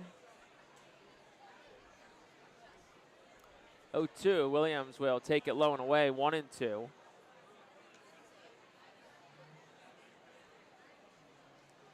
King, who made a pair of starts last week at Harrisburg, 10 total innings, 10 hits, 4 runs, 3 earned. Walked 5, struck out 10. Did not allow a home run at FMB Field last week. 1-2, Williams swings, fouls it. It stays a ball and 2 strikes. 1 out and a man in scoring position. King has been very good this year when pitching with men in scoring position. Opponents hitting just 191 against him. So he's trying to keep that trend the same here against Williams. 1-2, swung on, ground ball. Beer this time again can't spear it. Verdugo backs it up. King covering the bag, and the throw is in time. So a very nice play. Good backup by Luis Verdugo. So it's going to go down as a 3-4-1 putout, and Jace Borfin goes to third. That's a great job by Verdugo to not give up on the play. Beer was there, but it tipped off the end of his glove. But Verdugo was there, and an even better job by Chuck King to make sure he's not just a bystander, but gets over and covers the bag in a big second out. So it's 2 outs for Charles McAdoo in from the right side. There is a man on third, and Jace Borfin. First pitch, swinging a ground ball foul. It's 0-1. Chuck King's had a couple of these tipping moments in this game. First inning, after the 3-run home run, Ryan McCarty follows up with a double. That brought Brad Bergeson out of the dugout, and he got out of that inning. Then last inning with the back-to-back doubles, but he was able to work out of it and not give up any more. Same thing here. Chance to get out of this with no damage. 0-1 the count. Here's the pitch. That one misses a hair inside. It's 1-1 to Charles McAdoo.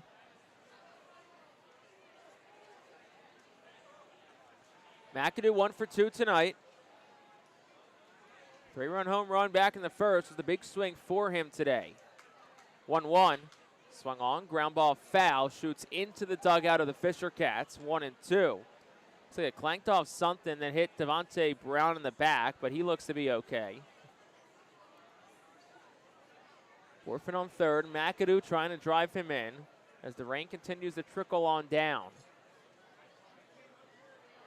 1-2. Swung on, ground ball foul again off the facing of the Fisher Cats dugout on the third base side. Yeah, again, the changeup by King. You don't want to get too comfortable with that, but the Fisher Cats have really not had a good, healthy cut at that changeup. So 1-2 again. 71 pitches for Chuck King tonight. Trying to keep that runner on third and Borfin. He deals. Swing and a tapper, foul again. Got a piece of McAdoo in the box. He did come back with another changeup. McAdoo has not had a good cut at it. He's been out in front of all of them. But if you go to the well one too many times with that changeup and they think, you know what, I think he's coming back with another changeup, and they time it up, could go a long way. So 1-2 again. We'll see if he goes back to that changeup. King ready at the letters. The 1-2. Just missed outside with a cutter this time. It's 2-2. You got Ryan McCarty awaiting on deck. He has doubled in both at-bats tonight. So if you wanted to try and be careful to McAdoo, you still have a dangerous threat on deck. 2-2. Inside. Barely missed clipping McAdoo. And now the count's full, 3-2. Well, we mentioned this last night. McAdoo's about as close to the plate as you can be as a right-handed hitter. He is all over it. So even though it was up and in and close to him, it really wasn't that bad of a pitch. It's a full count, 2 outs. Borfin on third, tie game. Here's the payoff. McAdoo swings, fouls it again. That was the 8th pitch of the at-bat. And another changeup. So all he's doing is fouling them off, but he is fouling them off. He's getting a piece of it. He's way out in front of him. So he's not getting a good swing at it, but he is at least keeping himself alive. King up to 75 pitches tonight. Season high and career highs 88. Did that May the 22nd in a 6-inning start at Portland.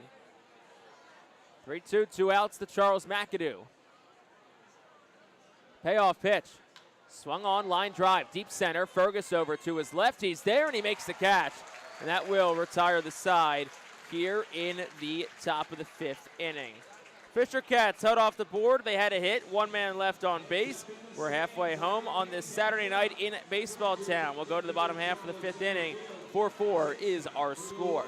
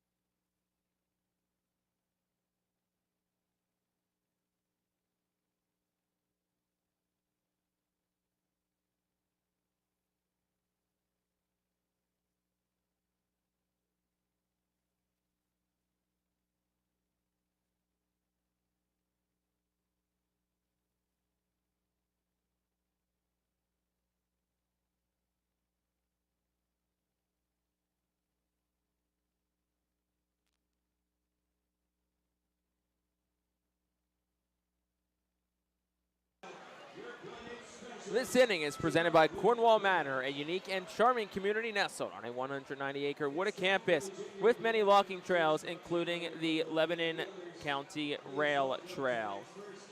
So 4-4 game in the bottom half of the 5th inning. Luis Caikuto will lead things off, 9-1-2. Due up for the Fightin' Phils. Ryan Watson back out for another inning of work.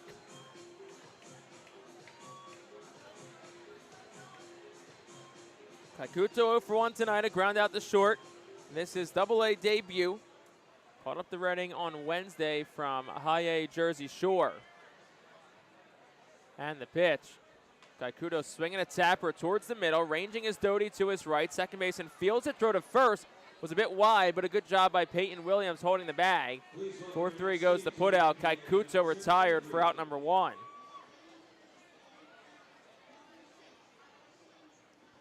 So that'll flip the lineup card over for the 3rd time tonight. Here against Ryan Watson, who's back on the mound for his 5th inning of work. DeMartini 1 for 2 tonight. Single and a run scored back in the 3rd. First pitch. DeMartini takes up for a ball. It's 1-0. Sitting .350 so far with Reading. He's 7 for 20. The 1-0. He swings, and he'll pop it up. At a play foul, 1-1.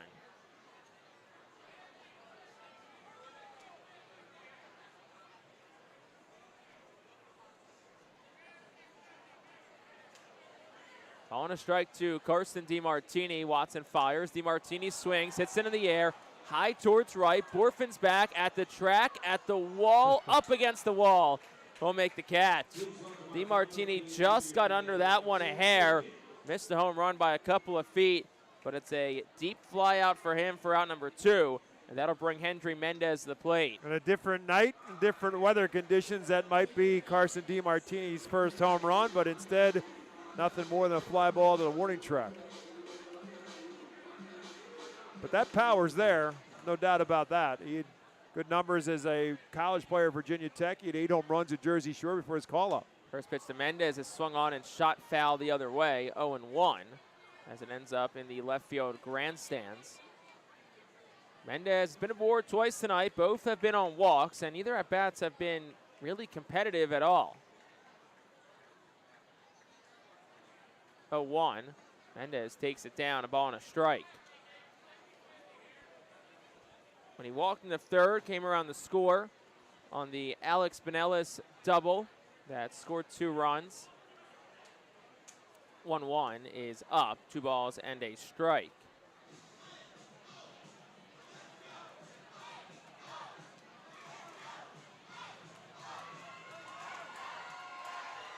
Two one, 2 outs, the count to Hendry Mendez. Here's the pitch. He swings, another line drive foul. It's 2-2. Out of play on the left side.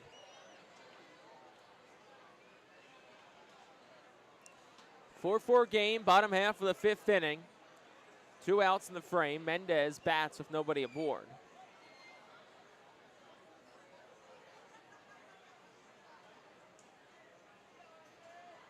Watson's ready. 78 pitches for the righty, who fires home. Mendez swings, fouls it back again. It stays 2-2. For what it's worth, no action in the Fightin Phil's bullpen. Fisher Cats do have an arm just starting to get loose. Alex Amalfi, the righty, begins to throw. It looks like King will be back out for the 6th.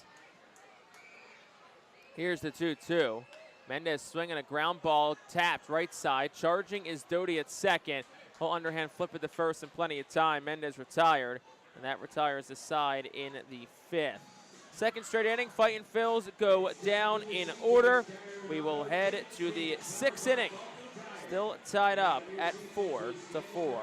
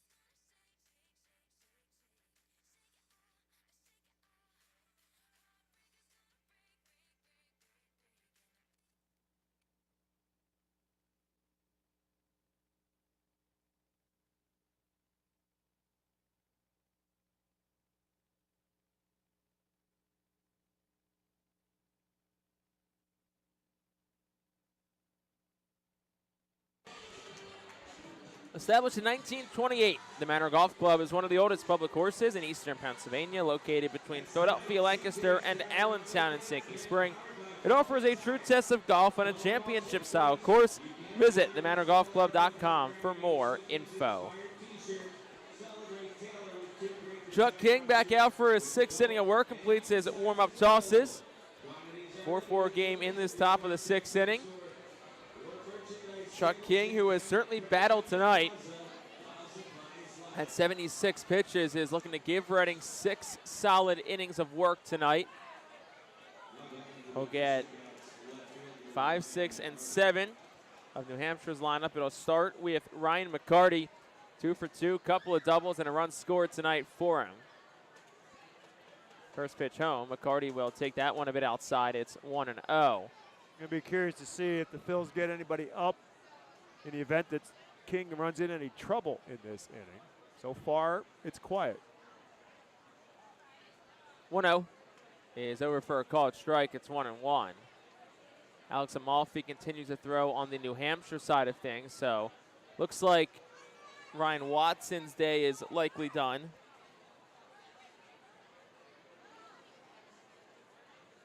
1-1. It's a bit up and away for a ball. 2 balls, 1 strike to Ryan McCarty. McCarty, 26 years old. Signed as a free agent in 2022 after finishing up his playing career at Penn State Abington. Native of Yardley, Pennsylvania, about an hour and change from here. Suburb of Philadelphia. 2 balls, 1 strike to count to McCarty. Here's the pitch. Low and away, 3-1.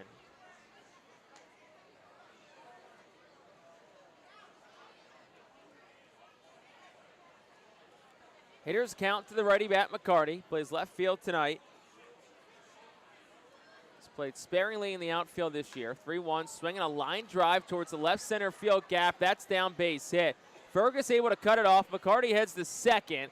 The throw goes to the cutoff man, and Ryan McCarty has his third double of the night of the leadoff variety and his 7th of the year. Ryan McCarty doing his Keaton Anthony imitation tonight, his double barrage. He had 4 doubles on the season coming into tonight's game. He's got 3 of them tonight. 2 of them down the third base line. That one right into the left center field gap. Jay Sporfin had 3 doubles a couple of nights ago. And now Ryan McCarty joining that party. So, man in scoring position here for Cade Doty. He doubled last time. Back in the 4th, there was a McCarty double, a Doty double that scored the 4th run. Here's the pitch. That one swung on, hit in the air towards center. Fergus did not see it at first, starts in, goes back. He'll make the catch. Tagging from second to third goes McCarty. He'll get there. Good job by Fergus after not seeing it at all off the bat. He's going to recover and make the play for out number 1. Well, he fooled me because I thought that ball was hit a lot further than it was. And then I realized why. It's because Cade Fergus didn't know where it was and then picked it up, fortunately, and tracked it back down out near the warning track. But it does allow McCarty to tag up and move up to third base. Yeah, it's one of those tough times of night where it's kind of a twilight sky. There's rain falling. The lights are kind of intermixed with that sun setting. Deshaun Brown up with the infield in. First pitch, swing and a miss. It's 0-1. Jack Dallas gets up in the Fightin's bullpen. Last pitch was number 82 from Chuck King. Fisher Cats 7 hits tonight to the Fightin Phillies 3. But the only number that matters is 4-4 on the scoreboard. 0-1, swing and a miss. It's 0-2. Well, I said it last inning. I'll say it again. Another big spot here, a tipping point for Chuck King to try to get himself out of this with the infield up. Try to cut down that go-ahead run at the plate. He's ready, the 0-2. Swing and a miss, struck him out. Huge strikeout on 3 pitches for Chuck King of Deshaun Brown. It's the 4th strikeout tonight for King. 2 of them have come against Brown. And that'll bring Jacob Sharp to the plate. Well, he keeps passing the tests. And now here we go again, another spot with a guy who's struggled at the plate all year long in Jacob Sharp. Has just 6 RBIs, but now the infield can go back to their regular spot in the infield. So Sharp the batter, 2 outs in the inning. First pitch is taken for a called strike. It's 0-1. Changeup that was right at the knees. And if you're Chuck King, look, he's a veteran. He knows. He knows this is the last batter he's going to face if he can get out of this. I mean, this is going to be his last inning of work. And he still has a chance to pick up a win. 0-1 to Sharp, the pitch. Bit high and outside, 1-1 to the righty catcher. I mean, I'm sure the agreement was that, if you get in trouble, we're going to come get you in this 6th inning. But if you can get through this inning, it's your inning to finish it off. On a strike to Sharp, who's 0 for 2 tonight. Here's the pitch, swing and a miss, 0-2. So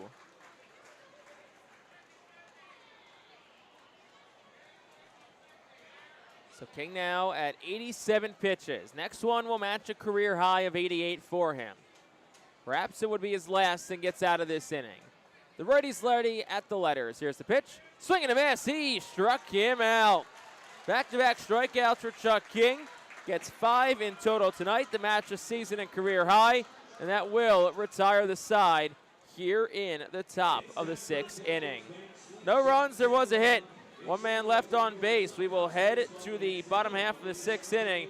Still gridlocked at 4 apiece.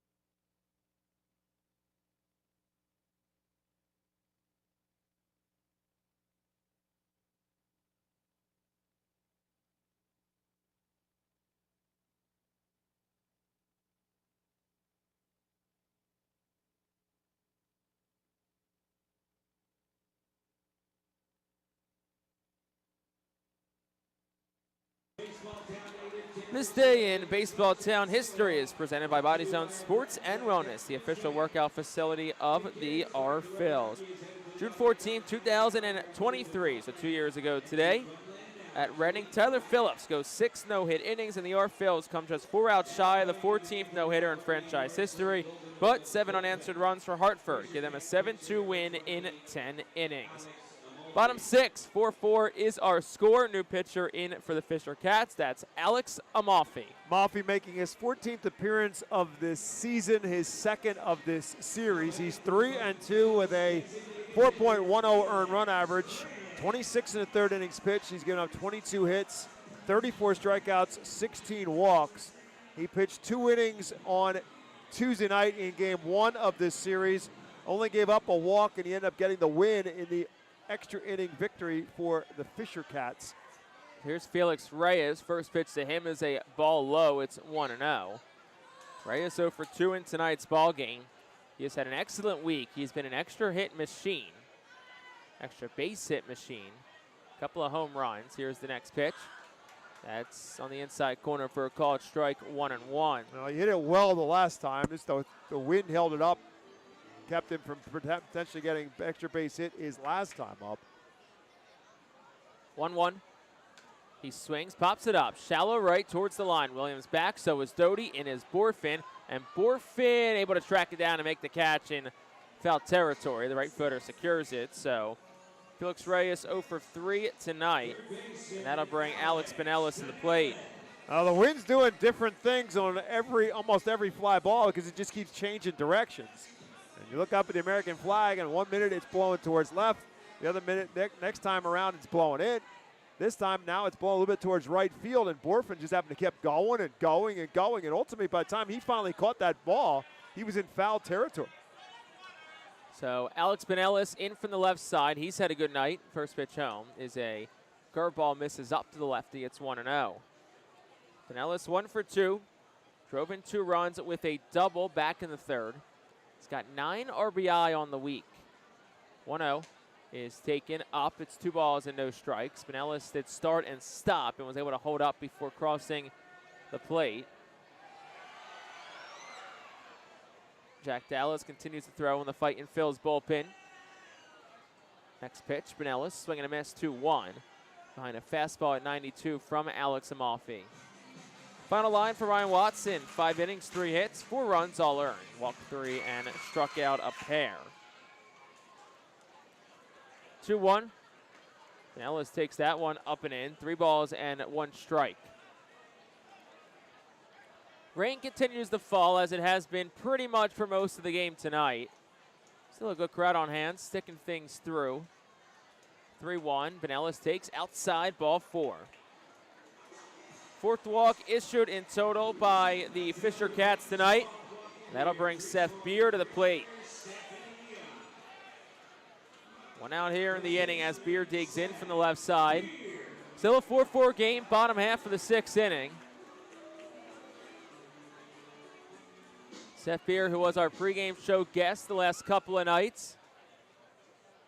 Good interview with Seth Beer the other day. Here's the first pitch, is up, 1-0. Beer, who told us he drew his inspiration for his walk-up song from former big leaguer Josh Hamilton. Of course, notably played for the Rangers for many years, also some time with the Angels. Same walk-up song that Josh Hamilton had. Next pitch is a strike on a curveball. It's 1-1.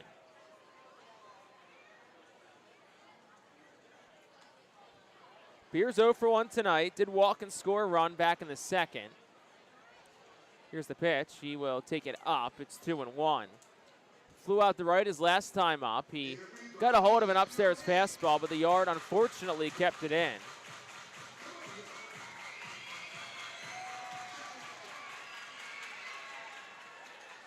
Two balls and a strike. Pinellas leads off first.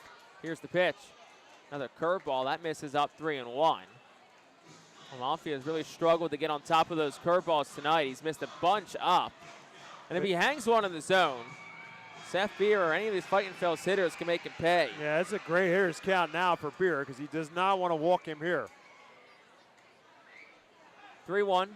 Beer swings, and he shoots one out of play, foul the other way. And the count goes full. He got about a belt-high fastball for sure. Just got around late on it. 3-2 and an out, tie game, bottom 6. Alex Pinellas leads off first. Amalfi ready at the belt. We'll check on Pinellas. He dives back in safely. Pinellas yet to attempt to steal a base this season, at least since he's joined the Fightin' Phils back on May the 23rd. 3-2. Down, ball 4. Good patient at bat by Seth Beard. You got to take advantage of this now. Couple of walks with 1 out. Go ahead run now at second base. So Leandro Pineda, who homered in last night's game, digs in. 0 for 2 tonight, a couple of flyouts, and he bats in a big spot here in the inning. First, the catcher, Jacob Sharp, will step out, lay down some signs with runners on first and second.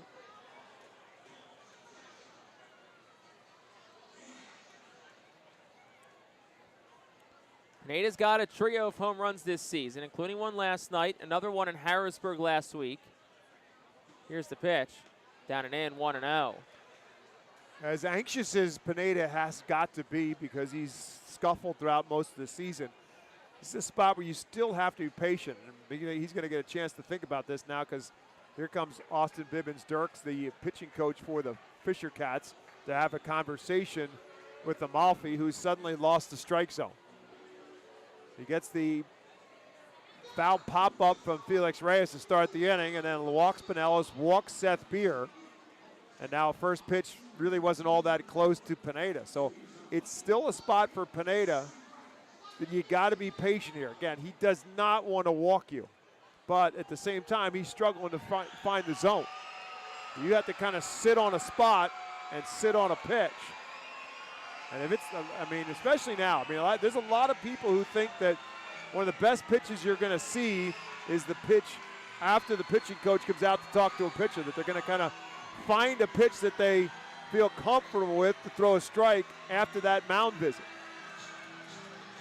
See if Pineda is thinking that way. Ball, no strikes, runners on first and second. 1 out, bottom 6, tie game at 4.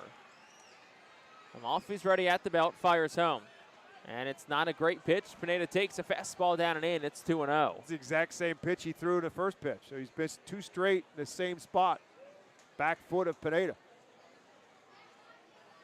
We said Leandro Pineda 0 for 2 in tonight's game.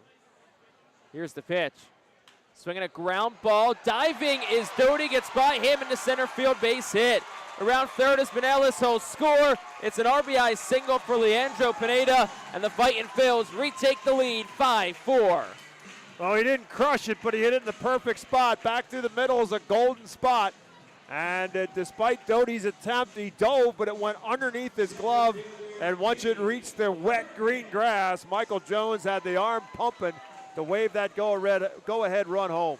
So after a season-high 2 RBI last night, another for Pineda, up to 14 on the season. And now here's Cade Fergus with 1 out still in the 6th. We've said it about 15 times about Leandro Pineda. If they can get him going. First pitch to Fergus. Check swing, they'll appeal. No swing, says Garrett Nelson at first base. You have to. There's no question that the Phillies organization, when they put this Reading roster together at the start of this season, they were counting on Leandro Pineda to be a key part of the offensive production, and that just hasn't happened. 1-0 the count to Cade Fergus. Here's the pitch. Swing and a drive, left field. McCarty's back, at the track, at the wall. He leaps and makes the catch. What a play from McCarty. Both runners tag. The ball gets away from McAdoo on the throw in, but a good job by Amalfi to cut it off. Cade Fergus came inches away from a 3-run home run, and he knows it. But both runners do advance on a fly out the left. Here's Luis Verdugo. Yeah, I think the wind held that one up just a little bit. McCarty would certainly think so because he was back to the wall and then jumped. And like he did earlier on a fly ball, he almost misjudged it by going back too far, then had to come back in, and he actually caught it on the way down from his jump.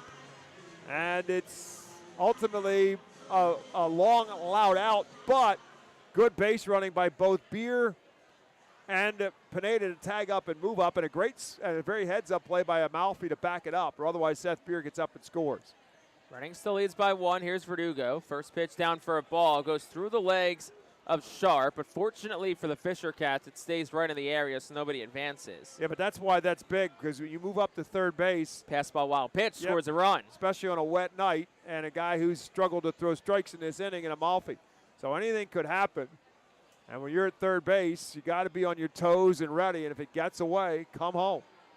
Make sure it's far enough away. That happened to JT Realmuto today. He tried to advance on a wild pitch. He got tug out at home. Verdugo 0 for 2 tonight. A strikeout and a flyout. Big spot, though, for him. The pitch, swing and a miss. It's 1-1. But off the bat, that drive by Fergus, I thought that was well into the seats. And I think on a normal night, that probably is the case. But his power has been unbelievable this year. Verdugo, the 24-year-old. Here's the 1-1. Swinging a ground ball right through the vacant hole, right side, base hit. Beer scores, Pineda around third. Here's the throw from Borfin, it's not in time. 2-run single for Luis Verdugo, and it's a 7-4 lead for the Fightin' Phils. Well, that was absolutely perfect spot there for Verdugo, with Kay Doty, the second baseman, playing and cheating him up the middle. He didn't try to do anything with it other than just slap it the other way right through that big hole on the right side, and an easy 2-run single. Borfin comes up firing, but they had no shot to get Pineda at home. Big 2-run single there for Verdugo. Luis Caikuto is the batter now with 2 outs here in the inning. Verdugo on first. Caikuto's 0 for 2 tonight. A couple of ground outs in his Double-A debut. First pitch, swing and a miss, 0-1 behind a fastball at 94. Caikuto didn't play a ton with Jersey Shore, 17 games. Did hit 306, couple of doubles, 4 RBI. 0-1, and Caikuto swings and fouls it back. It's 0-2. So Chuck King now in line for the win. Right, which is why, like I said last inning, so big for him. He had to know it at that spot. If he can get through this inning, he's got at least a chance to pick up a win. And now he's in a prime position for that. It's up to his bullpen to help him out. Not a perfect outing for King, but a gutsy one at that. Gave Reading exactly what they needed. Next pitch inside. Somehow didn't hit Caikuto. I don't know how. And it's 1-2 to the righty. Yeah, I mean, if you obviously take away the three-run home run in the first inning, it's a great job by Chuck King, but he really did work through a lot of difficult spots almost every inning. Next pitch, Caikuto swing and a miss. That strikes him out. So it is the first strikeout for Amalfi, third overall for New Hampshire pitching tonight, and that ends the 6th inning, but it was another good one for the Fightin' Phils. 3 runs, 2 hits. They do leave 1. We will head to the 7th inning. Fightin' Phils on top. It is 7-4.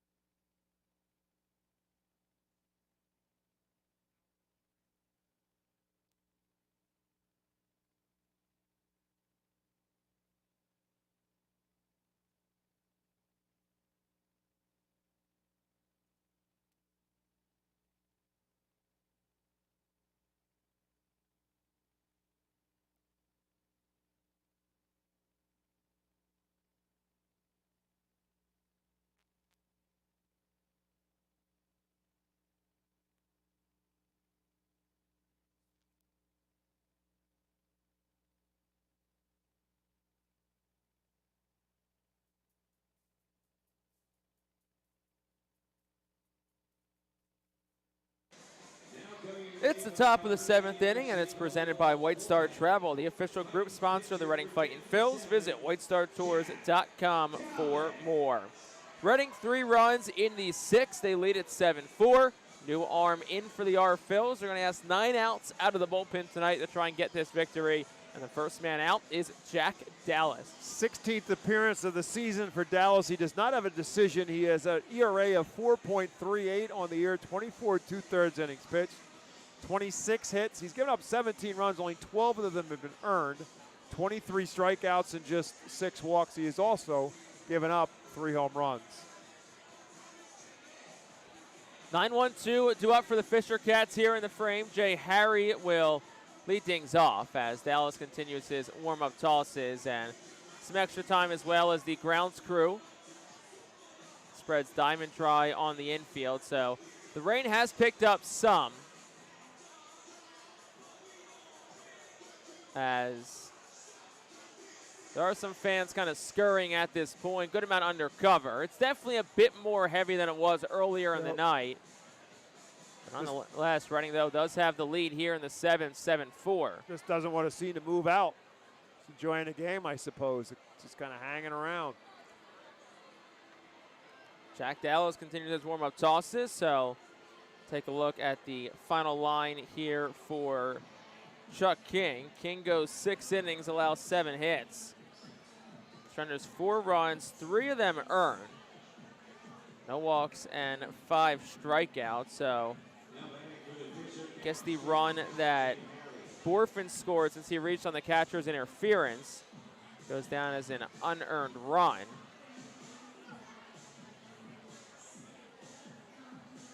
So that'll bring Jay Harry to the plate now. So Jack Dallas in, Chuck King's night is over. What was as we said, prolonged inning break here. And we're about ready to go. Once again, if you're just joining us, along with Bob McCool, I'm Jake Starr. Appreciate you spending part of your Saturday evening with us. Fightin Phil's up by 3, looking for a 3rd straight win and a chance to win the series tomorrow. First pitch to Jay Harry, takes for a strike. It's 0-1.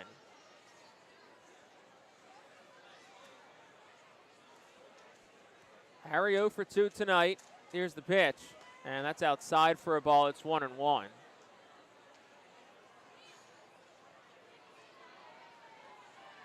Harry, a ground out and a line out. It was a nice catch Seth Beer made back in the 4th inning. And the first pitch is swung on, ground ball Beer. He'll field it, stick his arm out, and he'll take it to the bag himself. And that is out number 1. That'll flip the lineup card over for the 4th time and bring Edinson Paulino to the plate. It's been a busy night for Seth Beer at first base. Really has. Edinson Paulino 1 for 3 in tonight's ball game. Fisher Cats do not have action in their bullpen, so looks like Amalfi's going to come back out. First pitch to Paulino, down and in for a ball. It's 1-0. Paulino 1 for 3 tonight, singled and scored in the first, and a couple of ground outs since. 1-0 is there for a strike. It's 1-1. Yeah, rain has definitely picked up now.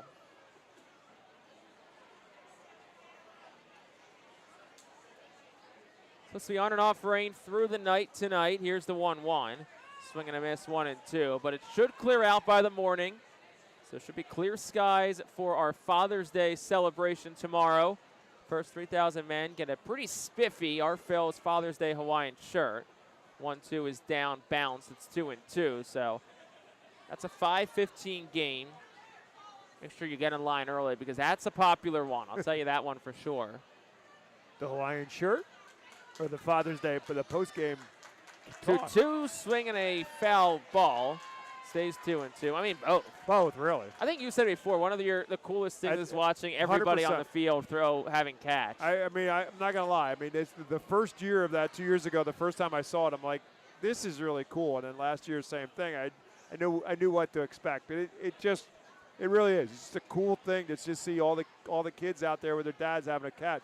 And there's a lot of them. I just think it's a very special moment. 2-2 the count, and an out here to Edinson Paulino. Dallas fires right down the chute, called strike 3. Edinson Paulino retired on a strikeout. That is the first strikeout tonight for Jack Dallas, and that'll bring Jace Borfin to the plate.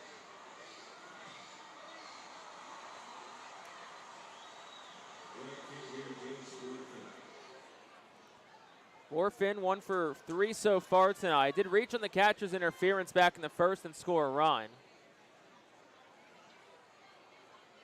Here's the first pitch, and that is there for a strike. It's 0-1.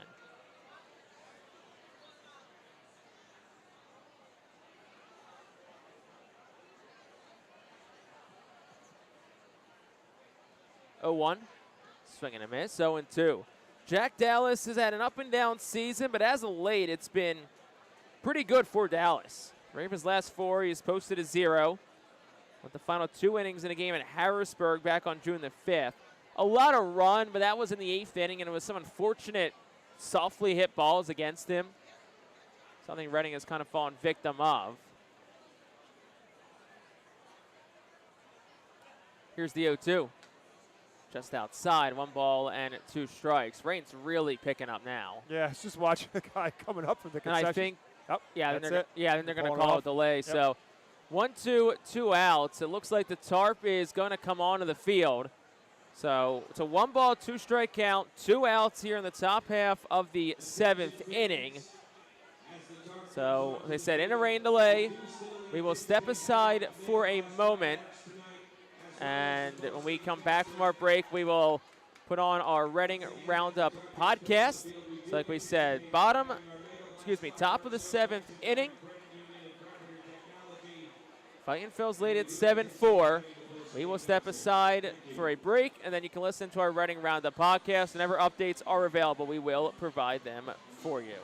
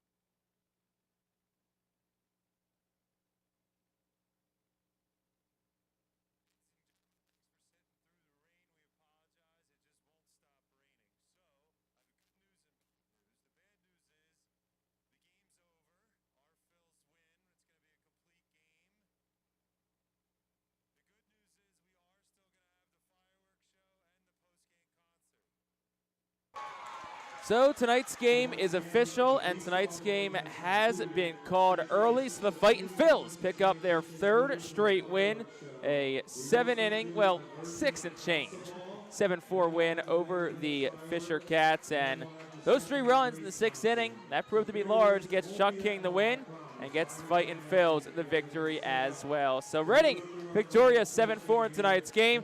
We will step aside for a moment. When we come back, Bob McCool's got your post-game show coming up after this.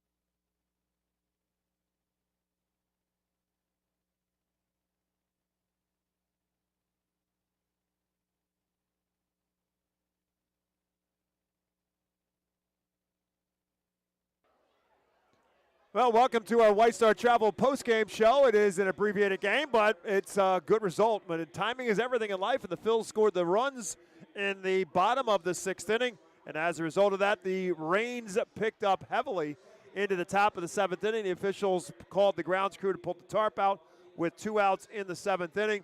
And ultimately, during that time frame, it was decided that the game was official.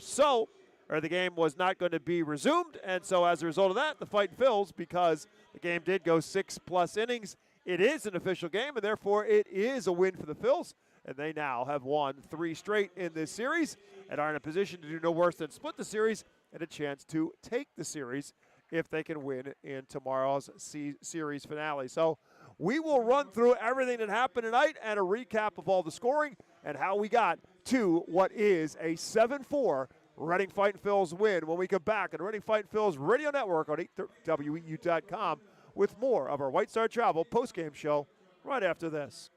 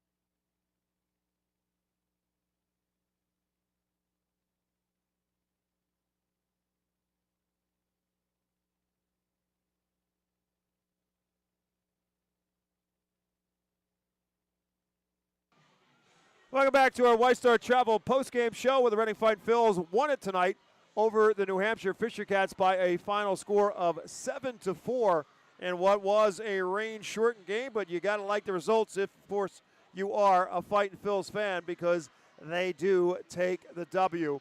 And here's how it all unfolded in a matchup of right-handers. Chuck King got the start tonight for the Reading Fightin Phils, and Ryan Watson got the start for the Fisher Cats, and it was New Hampshire who struck first tonight after the Fightin Phils had struck first the last couple of nights.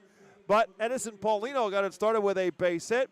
Then on catcher's interference, Jace Borfin reached as well. First and second and nobody out. After an infield pop-up to Peyton Williams, Charles McAdoo served one into right center field, up and onto the veranda on the Redners Event Center for his fourth home run of the season. RBIs number 13, 14, and 15. And the Fisher Cats had struck first. Ryan McCarty followed it up with a double. That brought Brad Bergeson, the pitching coach for the Reading Phillies, out to have a conversation with Chuck King, and he seemed to work his way out of that trouble, and that was a bit of a precursor of things to come. It happened a couple different times to Chuck King tonight, but he got out of that inning with no further damage. It was a 3-0 lead. It stayed that way until the bottom of the second inning with the Phils at the plate, and Alex Spinellis led it off with a fly out to left field. And then it started with a walk, as it so often does in this game. Seth Beer walks with one out in the second inning. And 1 out later, Cade Fergus strikes again with a towering home run into the bullpen. And his 7th home run of the season, his 14th and 15th RBI. And suddenly the Fightin Phils are back in it at a 3-2 game. And it certainly got Chuck King going as well. He retired 8 straight through the third inning. And the Phils came back with more in the third, again with 1 out. It was the leadoff man tonight, Carson DiMartini, who got it started with a single, and then Henry Mendez walked to follow that up. After a fly out to center field by Felix Reyes, Alex Pinellas line went off the left field wall for a 2-run double, his 3rd double of the season, his 8th and 9th RBI of the season, and all 9 of them have come in this series. It's been a heck of a run so far for Alex Pinellas in this series, and his 2-run double gave the Phils a 4-3 lead at that time. It, however, was not long-lived as the first 2 batters in the 4th inning for the Fisher Cats. Ryan McCarty doubled, and then Cade Doty followed it up with a double, his 7th double of the season, his 10th RBI of the year, and that quickly were tied at 4-4. And then here comes another big moment for Chuck King in that spot. He then goes through the 7, 8, 9 hitter with strikeout, and a line drive and a great leaping catch by first baseman Seth Beer to prevent any further damage and keep it tied at 4-4. We stayed that way through the 5th, and then we went to the 6th inning. And the Phils strike again in the 6th inning. After a 1 out, here we go again with a 1-out walk to Alex Pinellas, and then Seth Beer draws a walk as well. Following it up was Leandro Pineda with a base hit to bring in Pinellas. And then a 2-run single for Luis Verdugo brings in both Seth Beer and Leandro Pineda. For Verdugo, his 18th and 19th RBI after Pineda had driven across his 14th RBI. The 3-run inning for the Phils gave them a 7-4 lead, and the bullpen was opened up for Jack Dallas, who came in and got the first out on the ground out to Seth Beer, struck out Edison Paulino, and the skies had really opened up as that 7th inning began.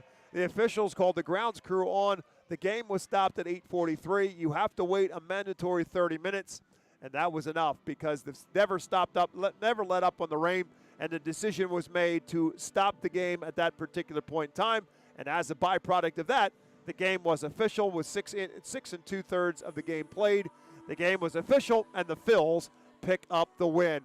So our attendance for tonight's game brought to you by PSECU, the largest credit union in Pennsylvania, and one of the largest credit unions in Pennsylvania. It was 7,733. They are now settling back after seeing some Taylor Swift videos and songs to play them and keep them entertained through the rain stoppage. It's now time for some fireworks here at FirstEnergy Stadium, but the ball game goes to the Phils at a 7-4 win. For Reading, 7 runs on 5 hits. They committed 1 error, and there were only 2 men left on base for New Hampshire. 4 runs on 7 hits, no errors, and 4 men left on base. Chuck King gets the win. He went the 6 innings to get the win. He is now 2-3. Alex Amalfi, in an inning of relief, gave up those 3 runs, and he takes the loss. He is 3-3. And Jack Dallas ends up getting a save out of it. That is his first save of the season. Time of the game goes just an hour and 54 minutes because it was rain shortened, but it counts in the books, and that's what matters. And again, played in front of 7,733 here in Baseball Town. Yet another great crowd. We have had nothing but great crowds in this series all the way through. And let's finish it off with one more tomorrow. Again, it is Father's Day tomorrow, and the Reading Fightin' Phils will start that one off by having it as a Hawaiian shirt, another of the collection of Hawaiian shirts here at FirstEnergy Stadium, and a brand new one tomorrow for Father's Day. So all dads get themselves themselves a Hawaiian shirt upon their entry into the ballpark. And then after the game is over with, one of the great traditions here at FirstEnergy Stadium, dads get down on the field and have a catch with their kids. It's a really, really cool thing. It happens every year here at FirstEnergy Stadium on Father's Day, where dads and their kids go down to the field and have themselves a good old-fashioned game of catch. You can do it all tomorrow here at FirstEnergy Stadium. First pitch is at 5:15. If you can't make it out, we'll have the call of the game for you as always here in the Reading Fightin' Phils Radio Network at 8:30 WEU.com. As the Phils and the Fisher Cats finish it off, we'll be on the air at 5 o'clock. For my broadcast partner, Jake Starr, my name is Bob McCool. Reading Fightin' Phils win it, and they win their 3rd in a row. They have at least got themselves a split of this series. They'll go for the series win tomorrow and continue the winning streak if they can take care of business. New Hampshire falls to 28-34. And the Reading Phillies improve to 23-37. That'll do it for tonight's game. Thanks very much, as always, for listening to Reading Fightin' Phils Baseball on the Fightin' Phils Radio Network. Phils win it 7-4. Have yourselves a great night. We'll talk to you with more baseball from Baseball Town tomorrow right here at FirstEnergy Stadium. Have a great night, everyone.